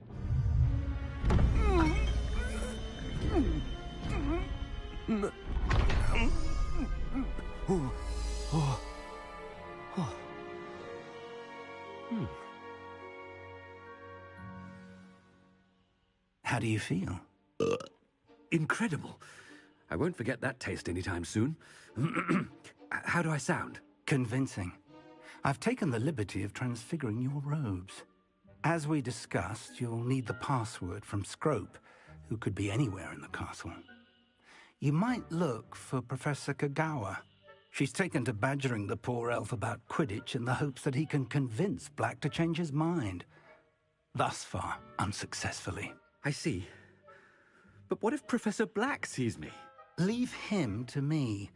I shall tell him where to meet a liaison from the Ministry in Hogsmeade. That should give you plenty of time. Thank you, Professor. I suppose we'll meet again in the map chamber. It's rather strange to hear gratitude coming from Professor Black. I'll see you there. Now to find the headmaster's house elf.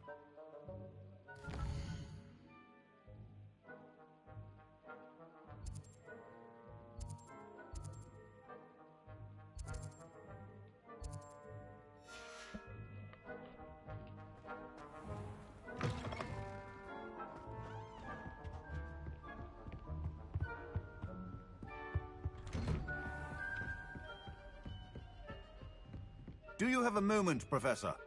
Professor, I was hoping to catch you. Places to be, Professor Sharp. Places to be. Of course, sir. Only, you'd asked me about a particular potion, and well, I did? I did, yes. Well, spit it out, Sharp. I don't have all day. Probably best not to discuss it here, sir.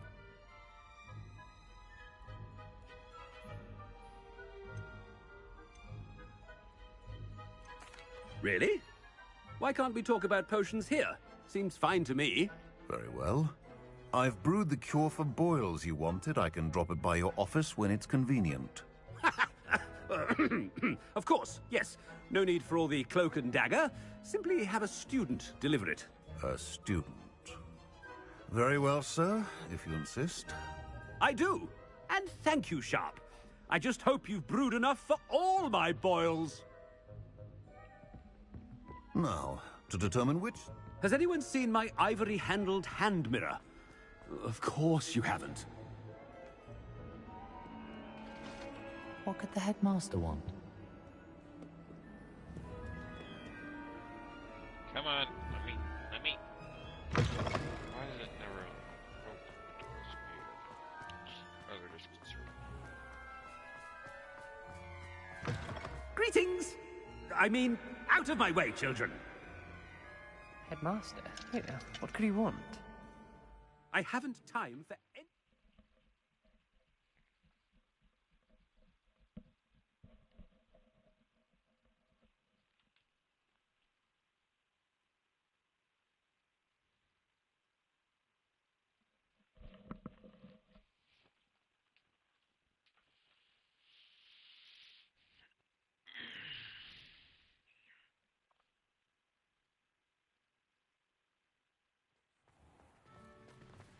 Oh no. Professor, a word? Professor Black, again, it is not too late to reconsider your decision regarding Quidditch. We could still have trials and a somewhat shortened season. It would be better than none at all. But the injury, Madam Kagawa. Professor, more than one student has taken a bludger to the head on our pitch. I dare say it knocked some sense into them. And they're fine now. The fact that it happened to be a pureblood, well, that's no reason to... What nonsense! That you would trivialize the health of a student over a silly game. A silly game? You are quite impossible sometimes. Sir, I've a good mind to write to the Department of Magical Games and Sports at the Ministry about you.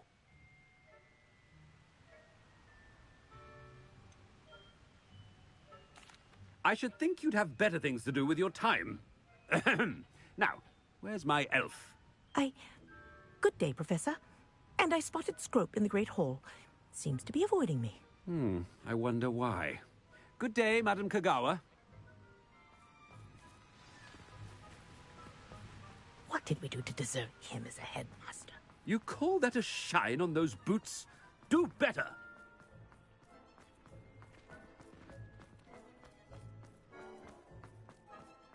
Oh no, it's the headmaster and he's coming this way.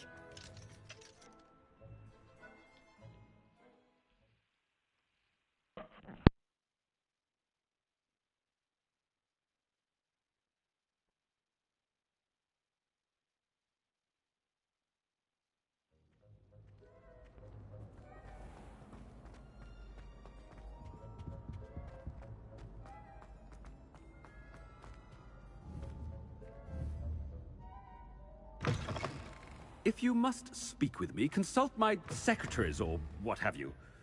Now... Professor, a word, please. Hello, Professor Black. Ah, Professor Weasley. How delightful to see you. Sir?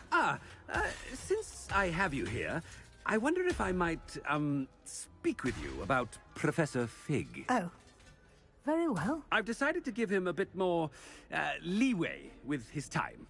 Leeway, Professor? Are you sure that's wise? I confess I do worry for his students. He's rarely here as it is.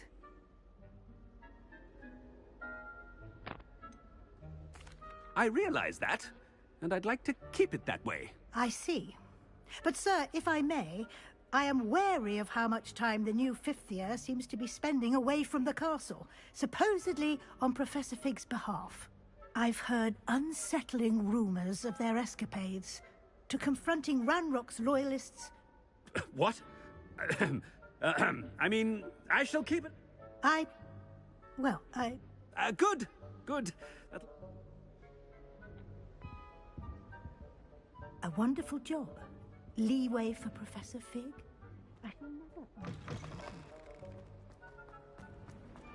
That ought to give Professor Fig some breathing room. Wait until Master sees what a wonderful job Scrope is doing.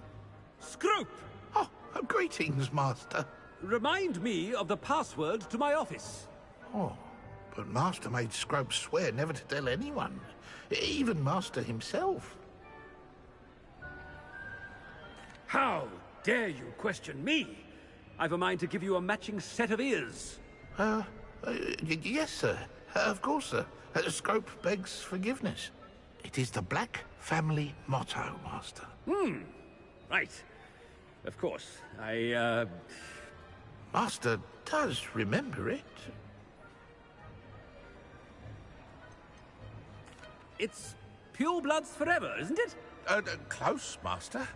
Scrope thinks Master is indeed testing Scrope. It is always pure. Obviously. And, of course, as Master knows, in French. Yes, of course. I order you to pronounce it for me. Oh, but Master knows that Scrope's French is most pitiful. Oh, very well. Toujours pur. Ha! Thank you. Never speak of this conversation with me or anyone else. Of course, sir. Scrope shall try his best to keep out of Master's way. The Polyjuice potion's wearing off. I best get out of sight.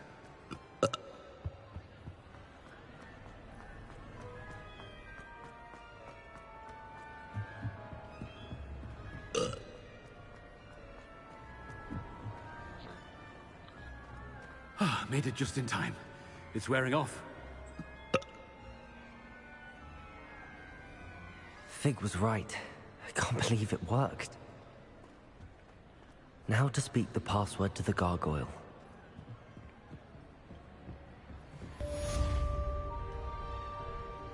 Confringo!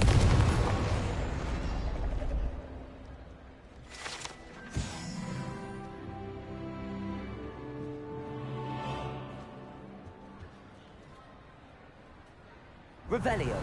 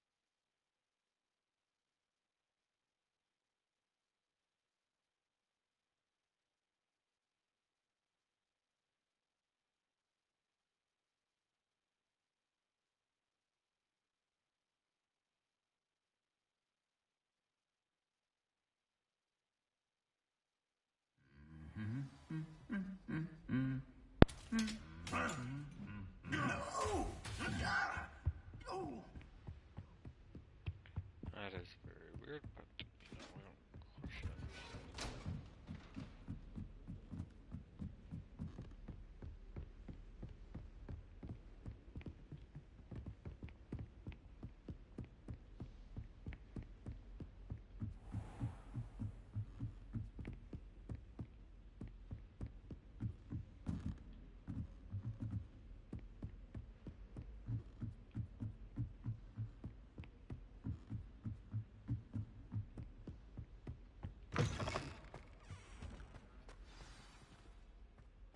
The gargoyle. That's where I need to speak the password. Toujours pure.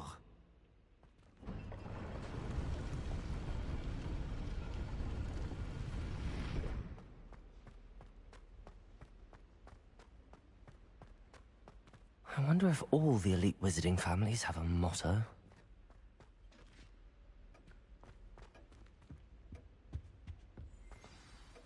It's good to see you. All thanks to Professor Fig's quick thinking. Now what? Approach the pedestal in the antechamber and read the book that appears. What can I expect to find in the book? A story. I cannot say more. You may recognize some elements of it, as I was inspired by a tale with which many wizarding children are familiar. I suspect there will be more to this than reading a book. Your suspicions are correct.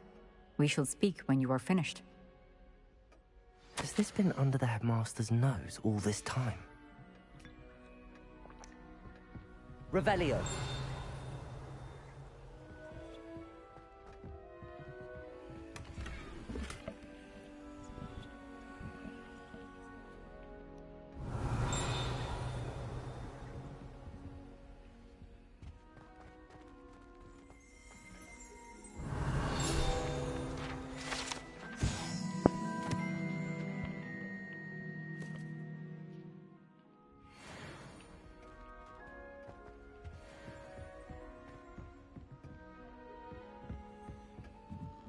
That must be the pedestal.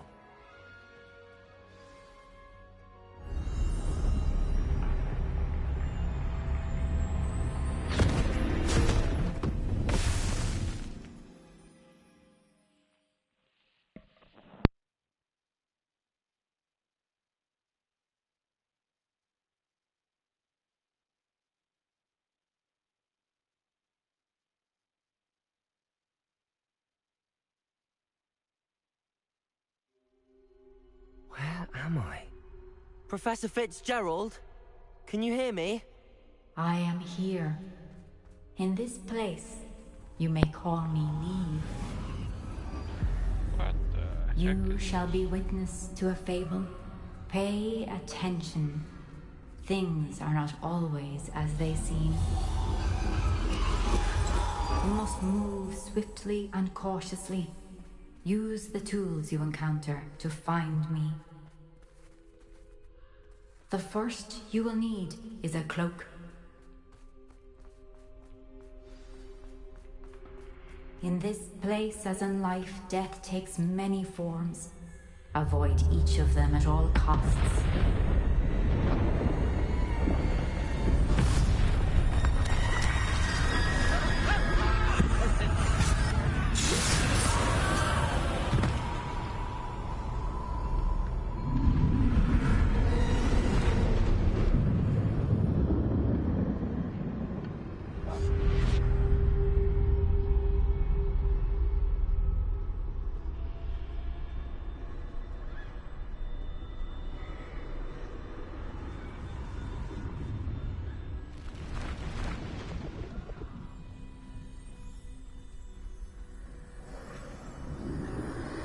I should have run when I could. I'd be free by now. This is my chance. Come on, Neve.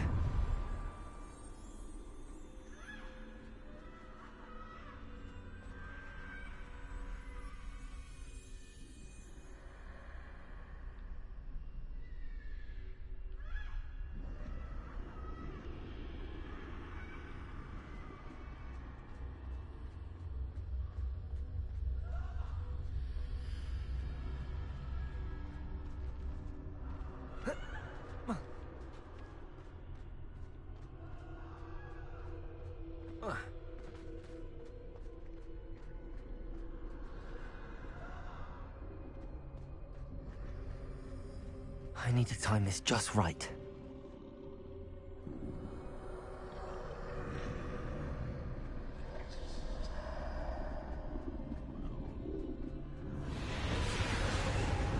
Potato.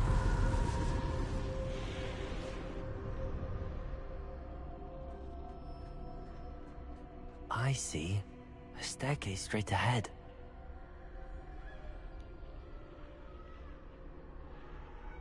Come on, move, bitch. Thank you.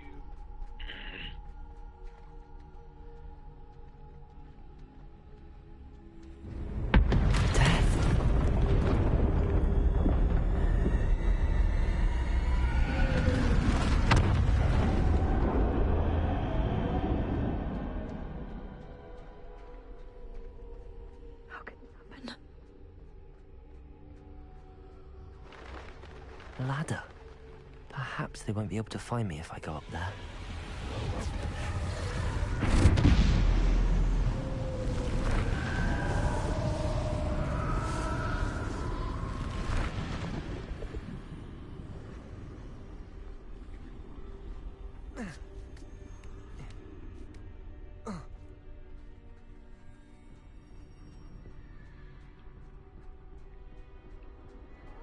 I'd best move while I can.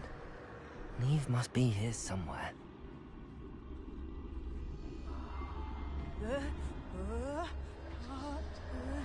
Too many. I must cross this road as fast as I can.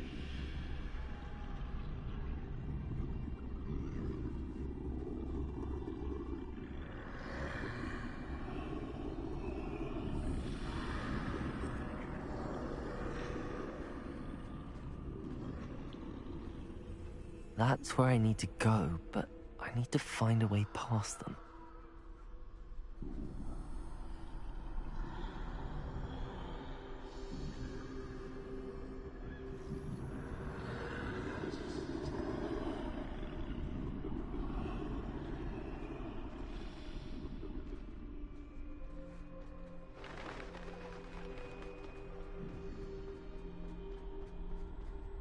Nothing this way, but more danger. Must be another way to find you. I need to turn back. There's no getting past them that way.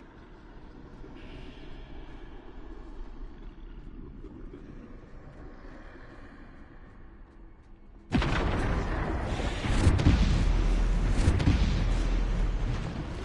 doorway looks like the only safe way forward. Closed tight. No way but forward, I suppose.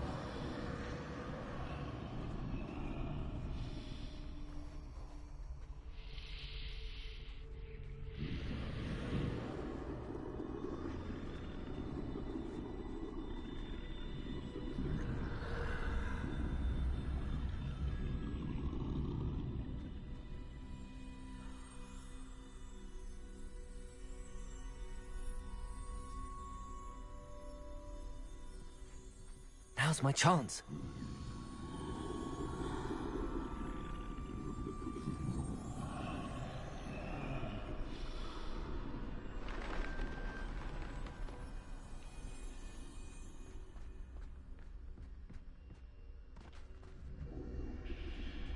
That's the way forward.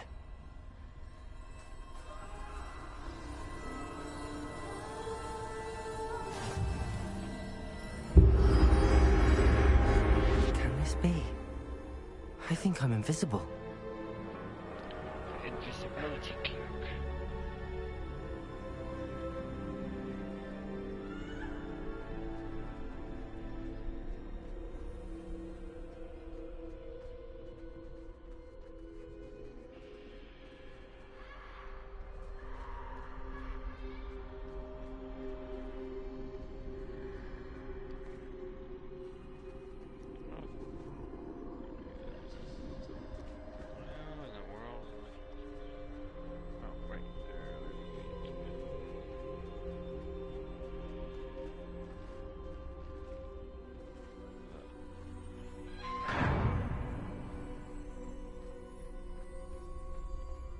They can't see me at all.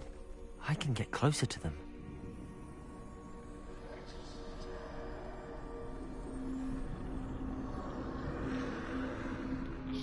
This is the way forward. Finally free. Now where are you, Neve?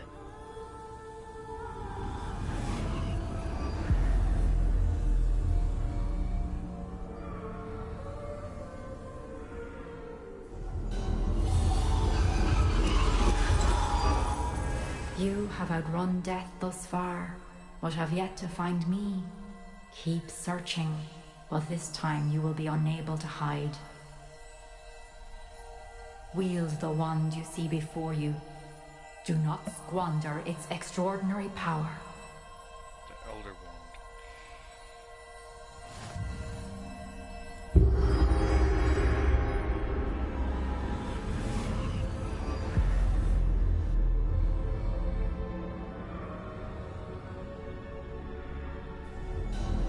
I've never felt such power.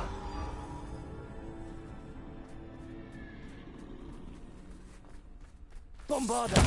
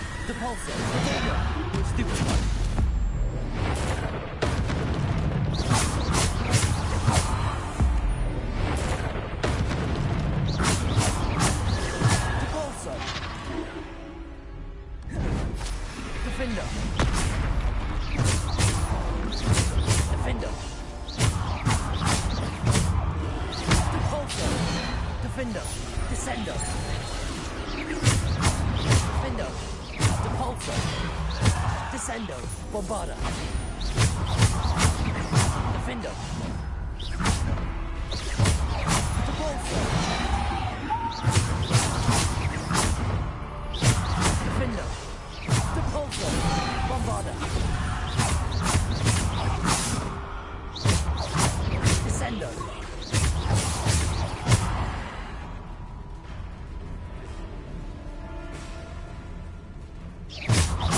Descendo. Depulso.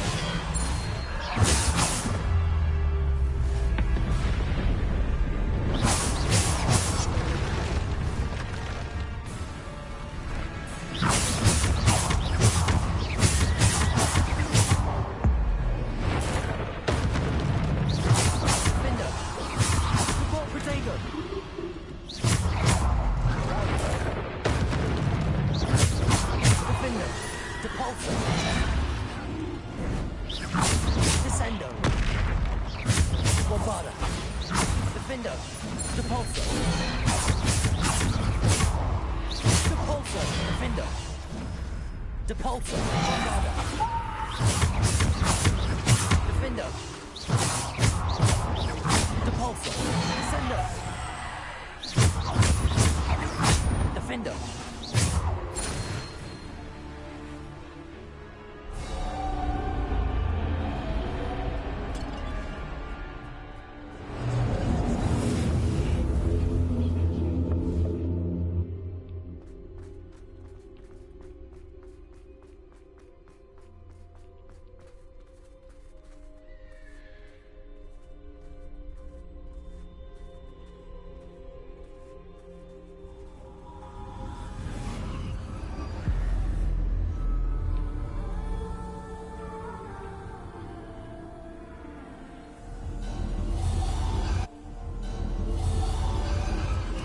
Stone. This must be for me. Resurrection.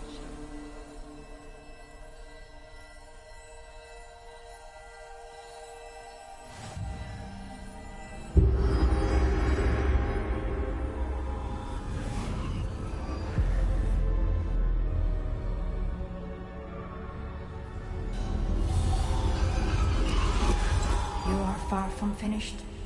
Pass through the mourners ahead. Nothing. She's gone. Neve. Oh, poor Neve. Gone so... Neve. We won't be the same without her.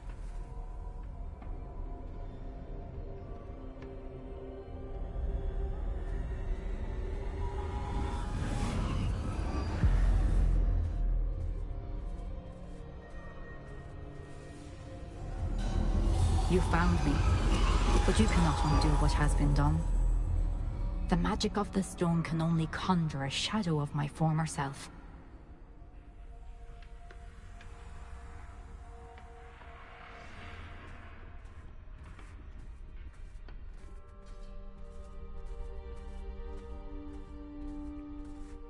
But there is no light without shadow, as there is no shadow without light. Simply because you can eliminate darkness does not always mean that you should.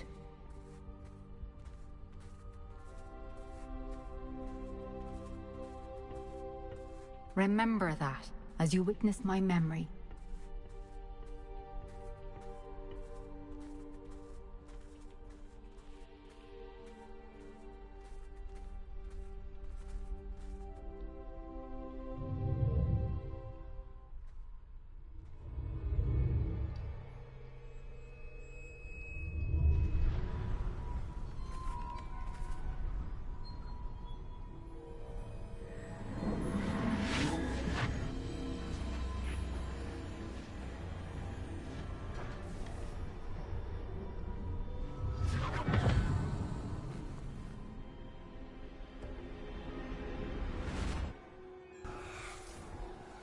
Isadora, what you did for your father was remarkable. Well, wasn't it? And Percival needn't worry about the strands of emotion or the traces that this magic leaves. I found a way to contain all of it. You haven't stopped. Goblin Silver. You spoke to a goblin about this. Don't worry, he has no idea what we're containing. We don't know what effect any of this may have. The emotions, the dark traits. You sound like Percival. And as it happens, I do know. It is a source of strength, of focus. Somehow it enhances my ability to wield magic. I don't follow, Isadora. I think we can harness it. Power like this is not to be toyed with. In the wrong hands, You saw what I did for my father. Oh, Neve, imagine the good we could do. Everyone is in some kind of pain.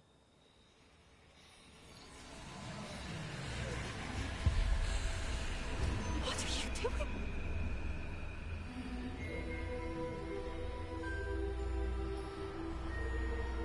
Breathe it in.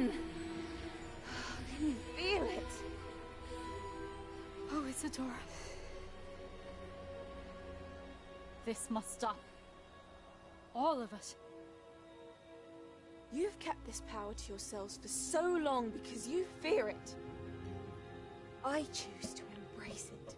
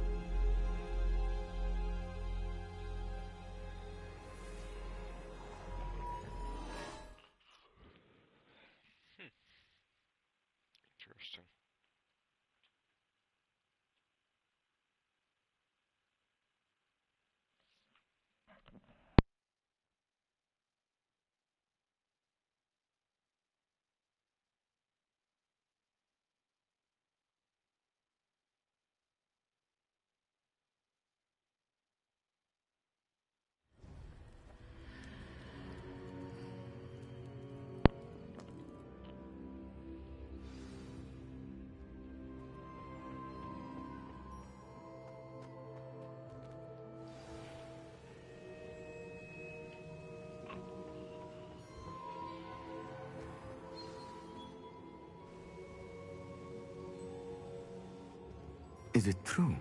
Has someone completed the first 3 trials? It is, and I have. But you are so... young? I know. You must be Professor Bakar. I am. Pleased to meet you. The pensive memory I just witnessed, was Isadora inhaling painful emotions? She was.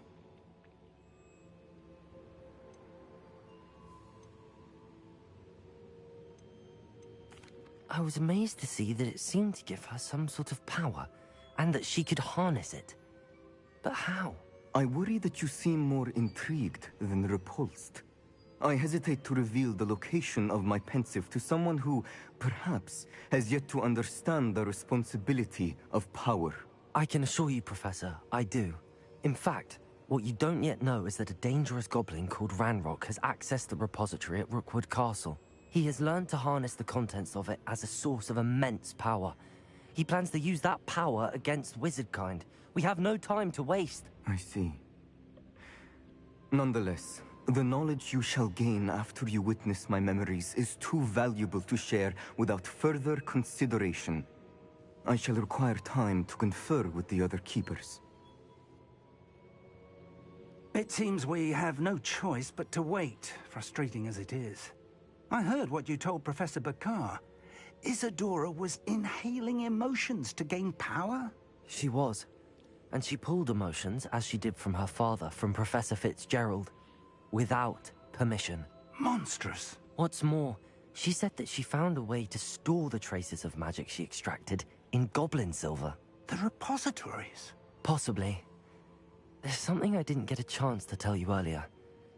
Ranrock has been digging at locations tied to the 5 names he found in the journals of a goblin metalworker named Bragball. 5 names?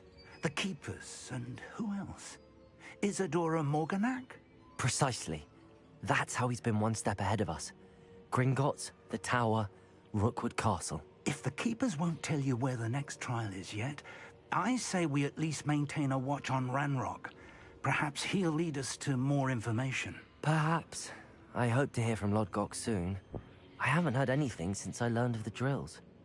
Oh, and as you've probably guessed by now, your Polyjuice plan worked like a charm. I knew it would. I may have done too good a job distracting Black. I had no idea he can't hold his fire whiskey.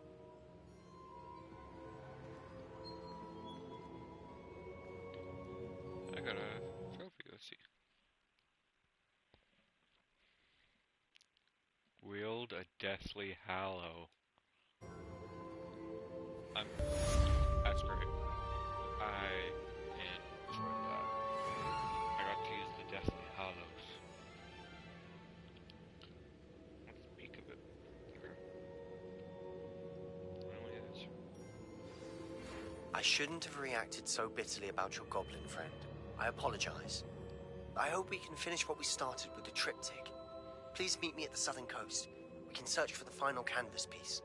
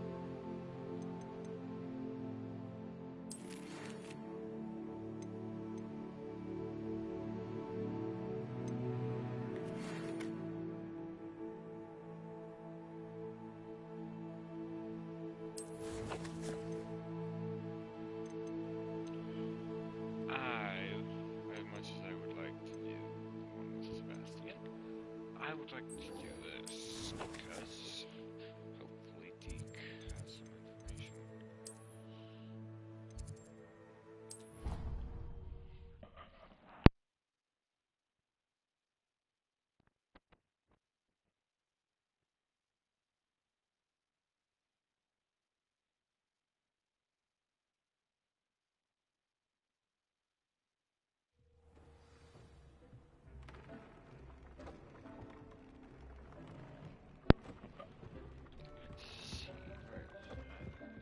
Deke has some exciting news to share.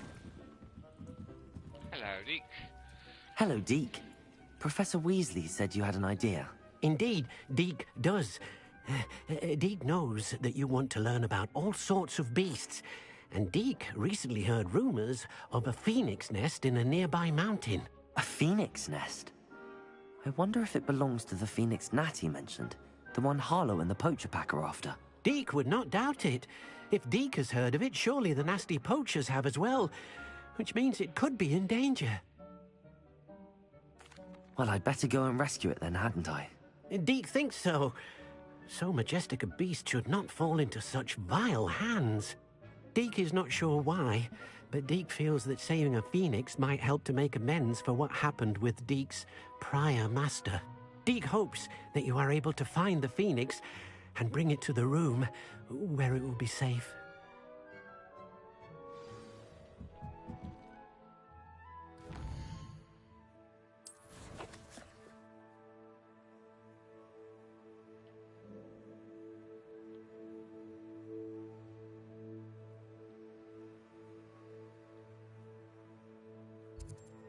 Luckily for me, I've got this. So.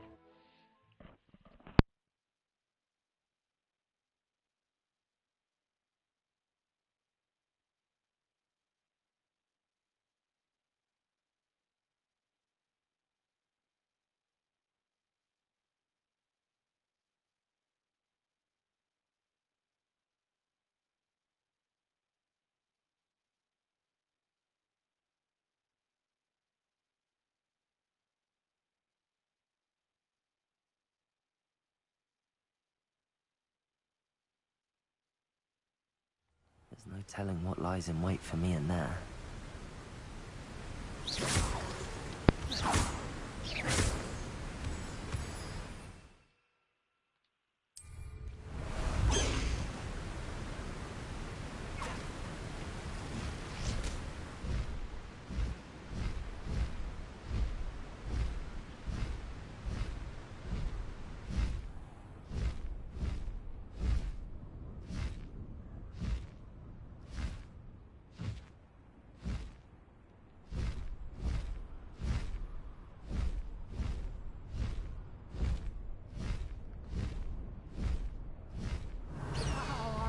Enjoy this.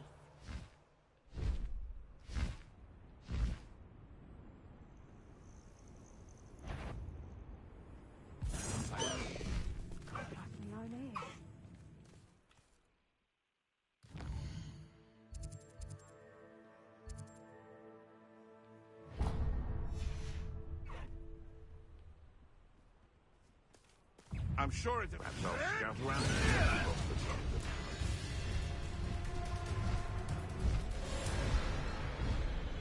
I just want to make sure I get that for when I need to do the Sebastian.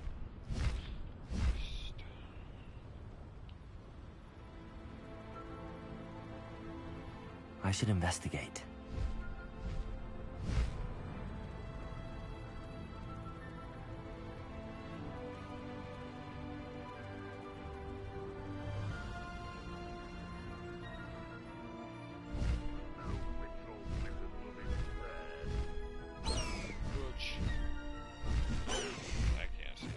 Slow down now. There we go.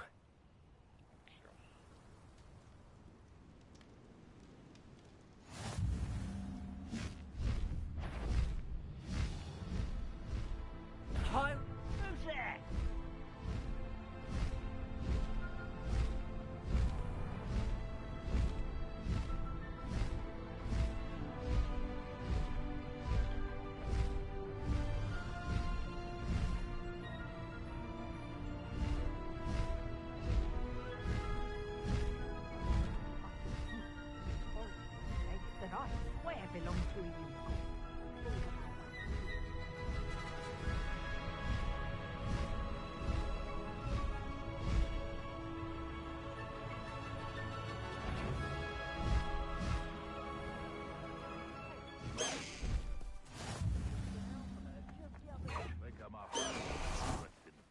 Revelio.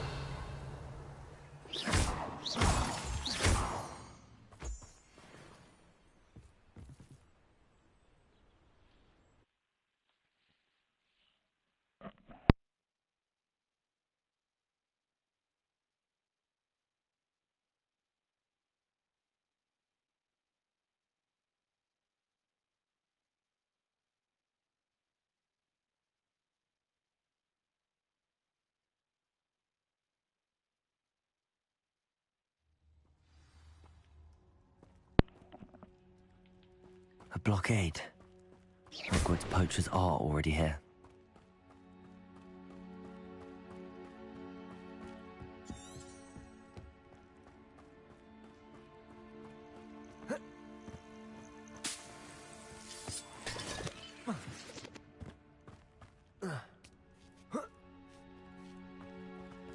Revelio.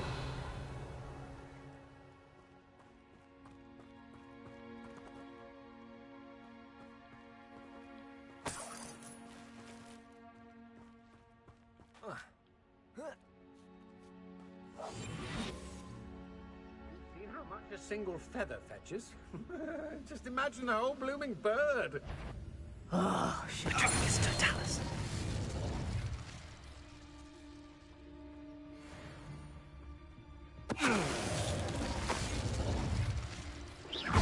Seems we may have an intruder in our midst.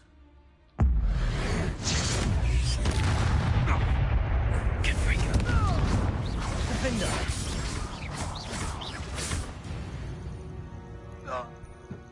It's shameful what you've done to helpless beasts.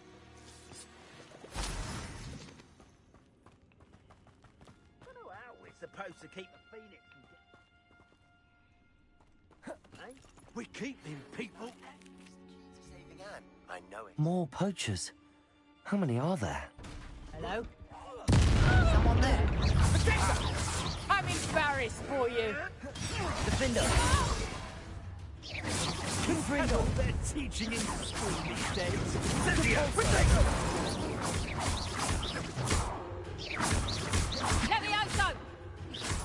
Confringo! Pathetic! Defender! What have you done?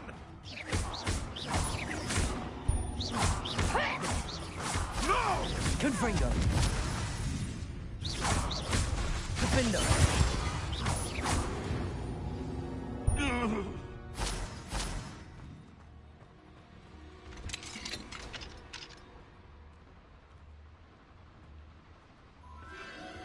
The Phoenix.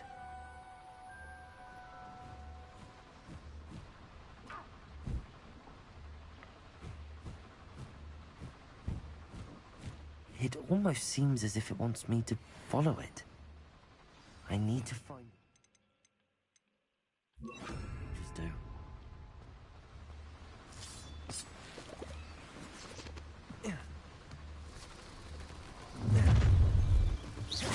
Defender! Come now! You're embarrassing yourself!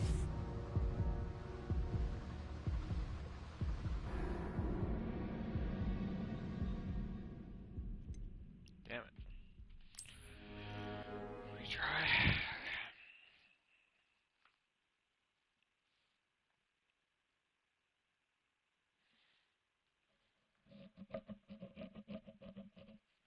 Guess I shouldn't have been standing so close to the edge.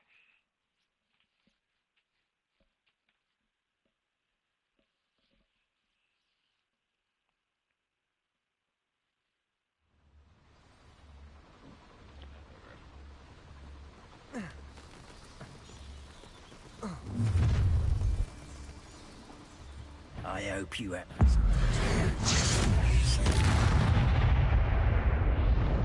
The beasts around here can sleep a bit easier now. Revelio!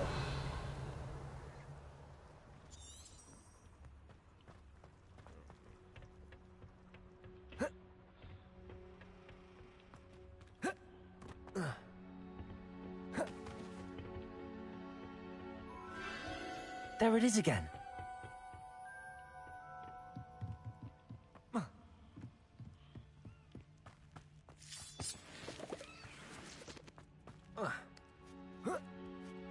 Revelio.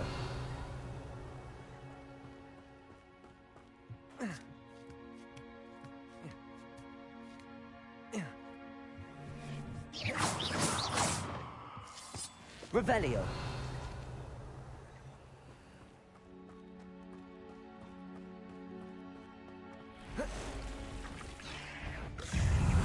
Confringo. Defender. Repulsor. Protego. Confringo. Repulsor. Defender. Not my fault you're a deadly great spider. Confringo.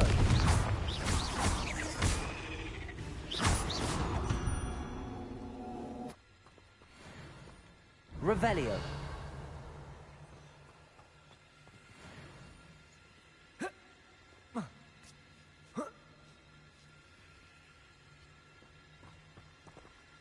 Confringo.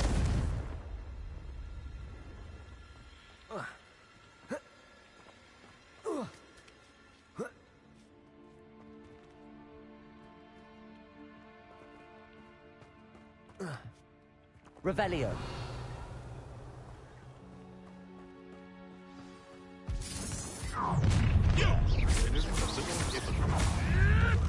You're not.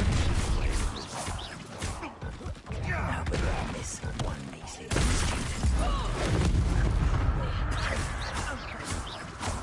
Levioso! Defender. Incendio! Confringo. Protego! Repulsor. Defender. Protego.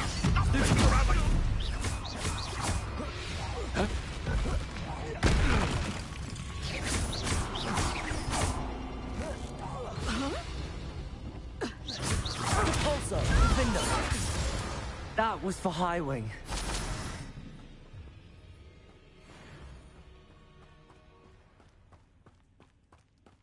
Confringo.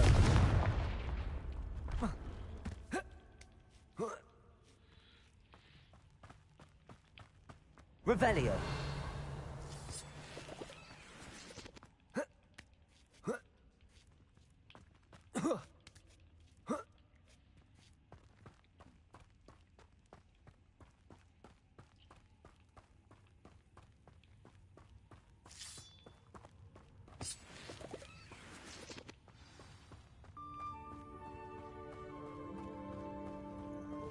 Hello.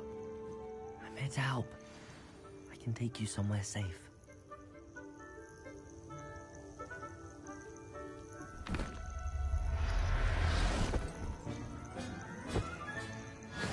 Let's get you back to the room. Deke's going to be pleased. Rising from the ashes, I got another trophy. Let's go.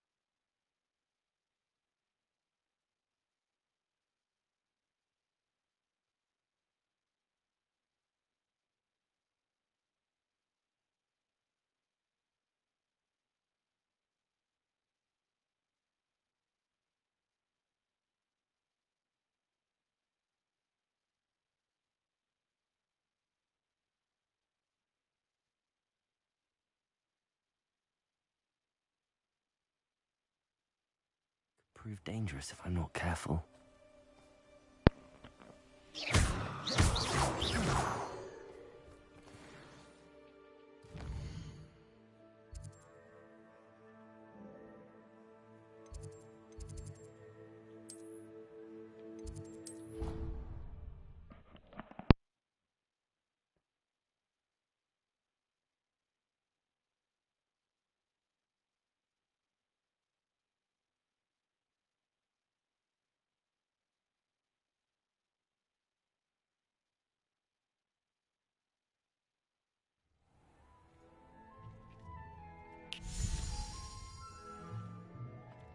Did you find the phoenix? Yes, Deke.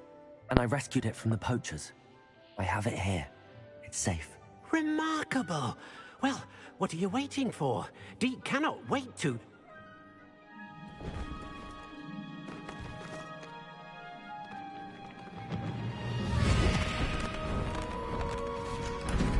My heavens!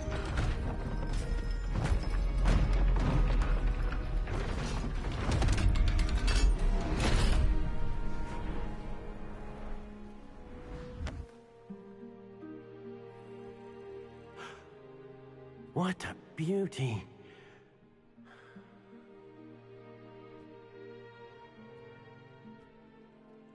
You keep it close.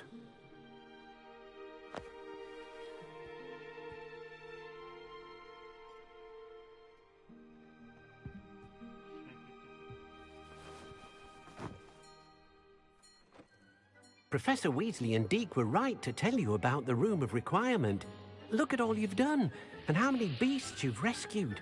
A phoenix is safe now, because of you. I couldn't have done it without your help, Deke. Thank you. Deke is grateful for the kind words, and also grateful to have been of assistance to someone like yourself. Helping you do such good for so many beasts has given Deke a sense of peace Deke hasn't known in years. Deke will always be here for you when you need him.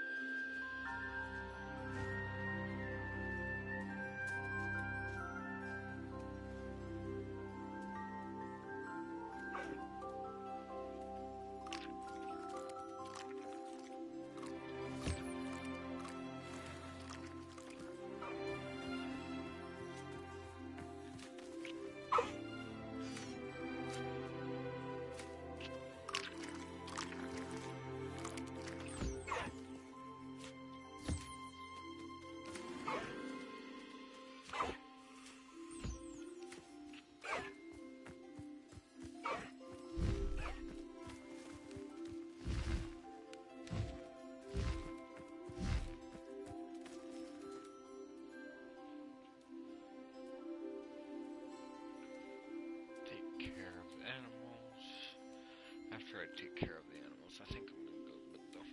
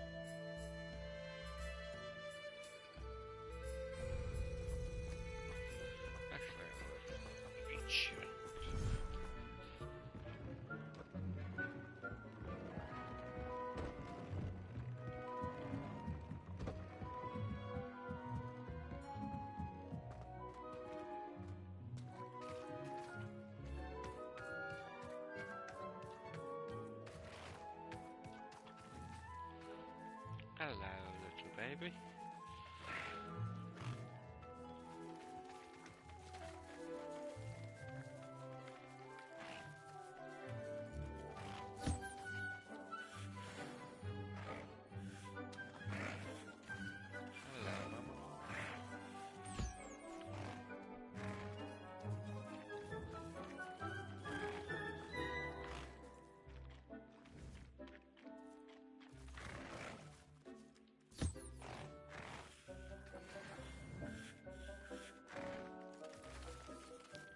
Father.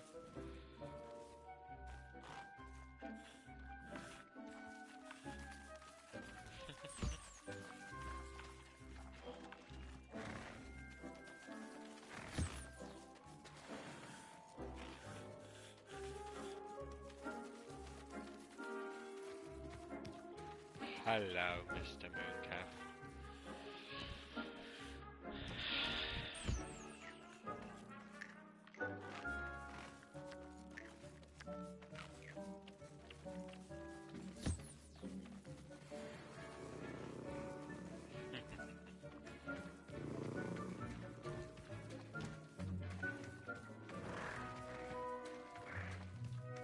Oh, hello, Artemis.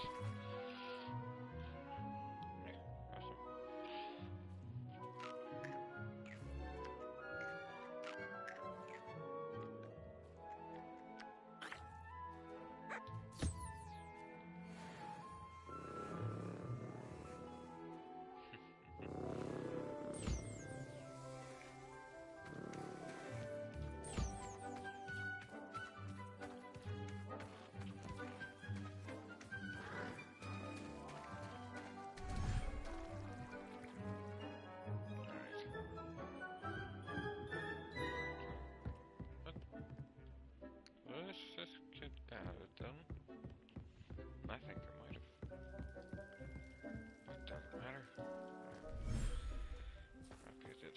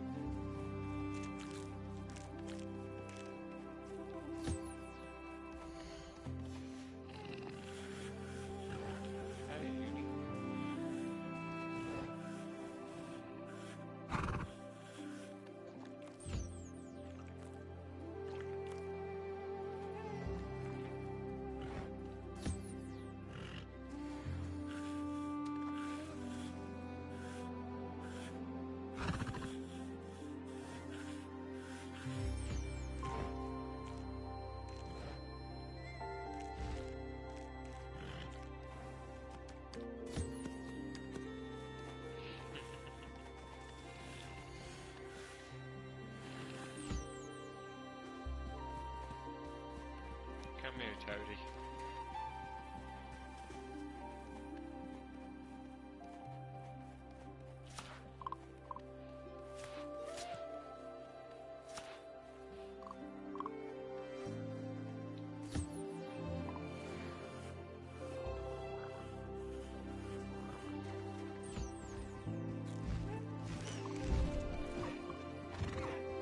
Charlotte, come here.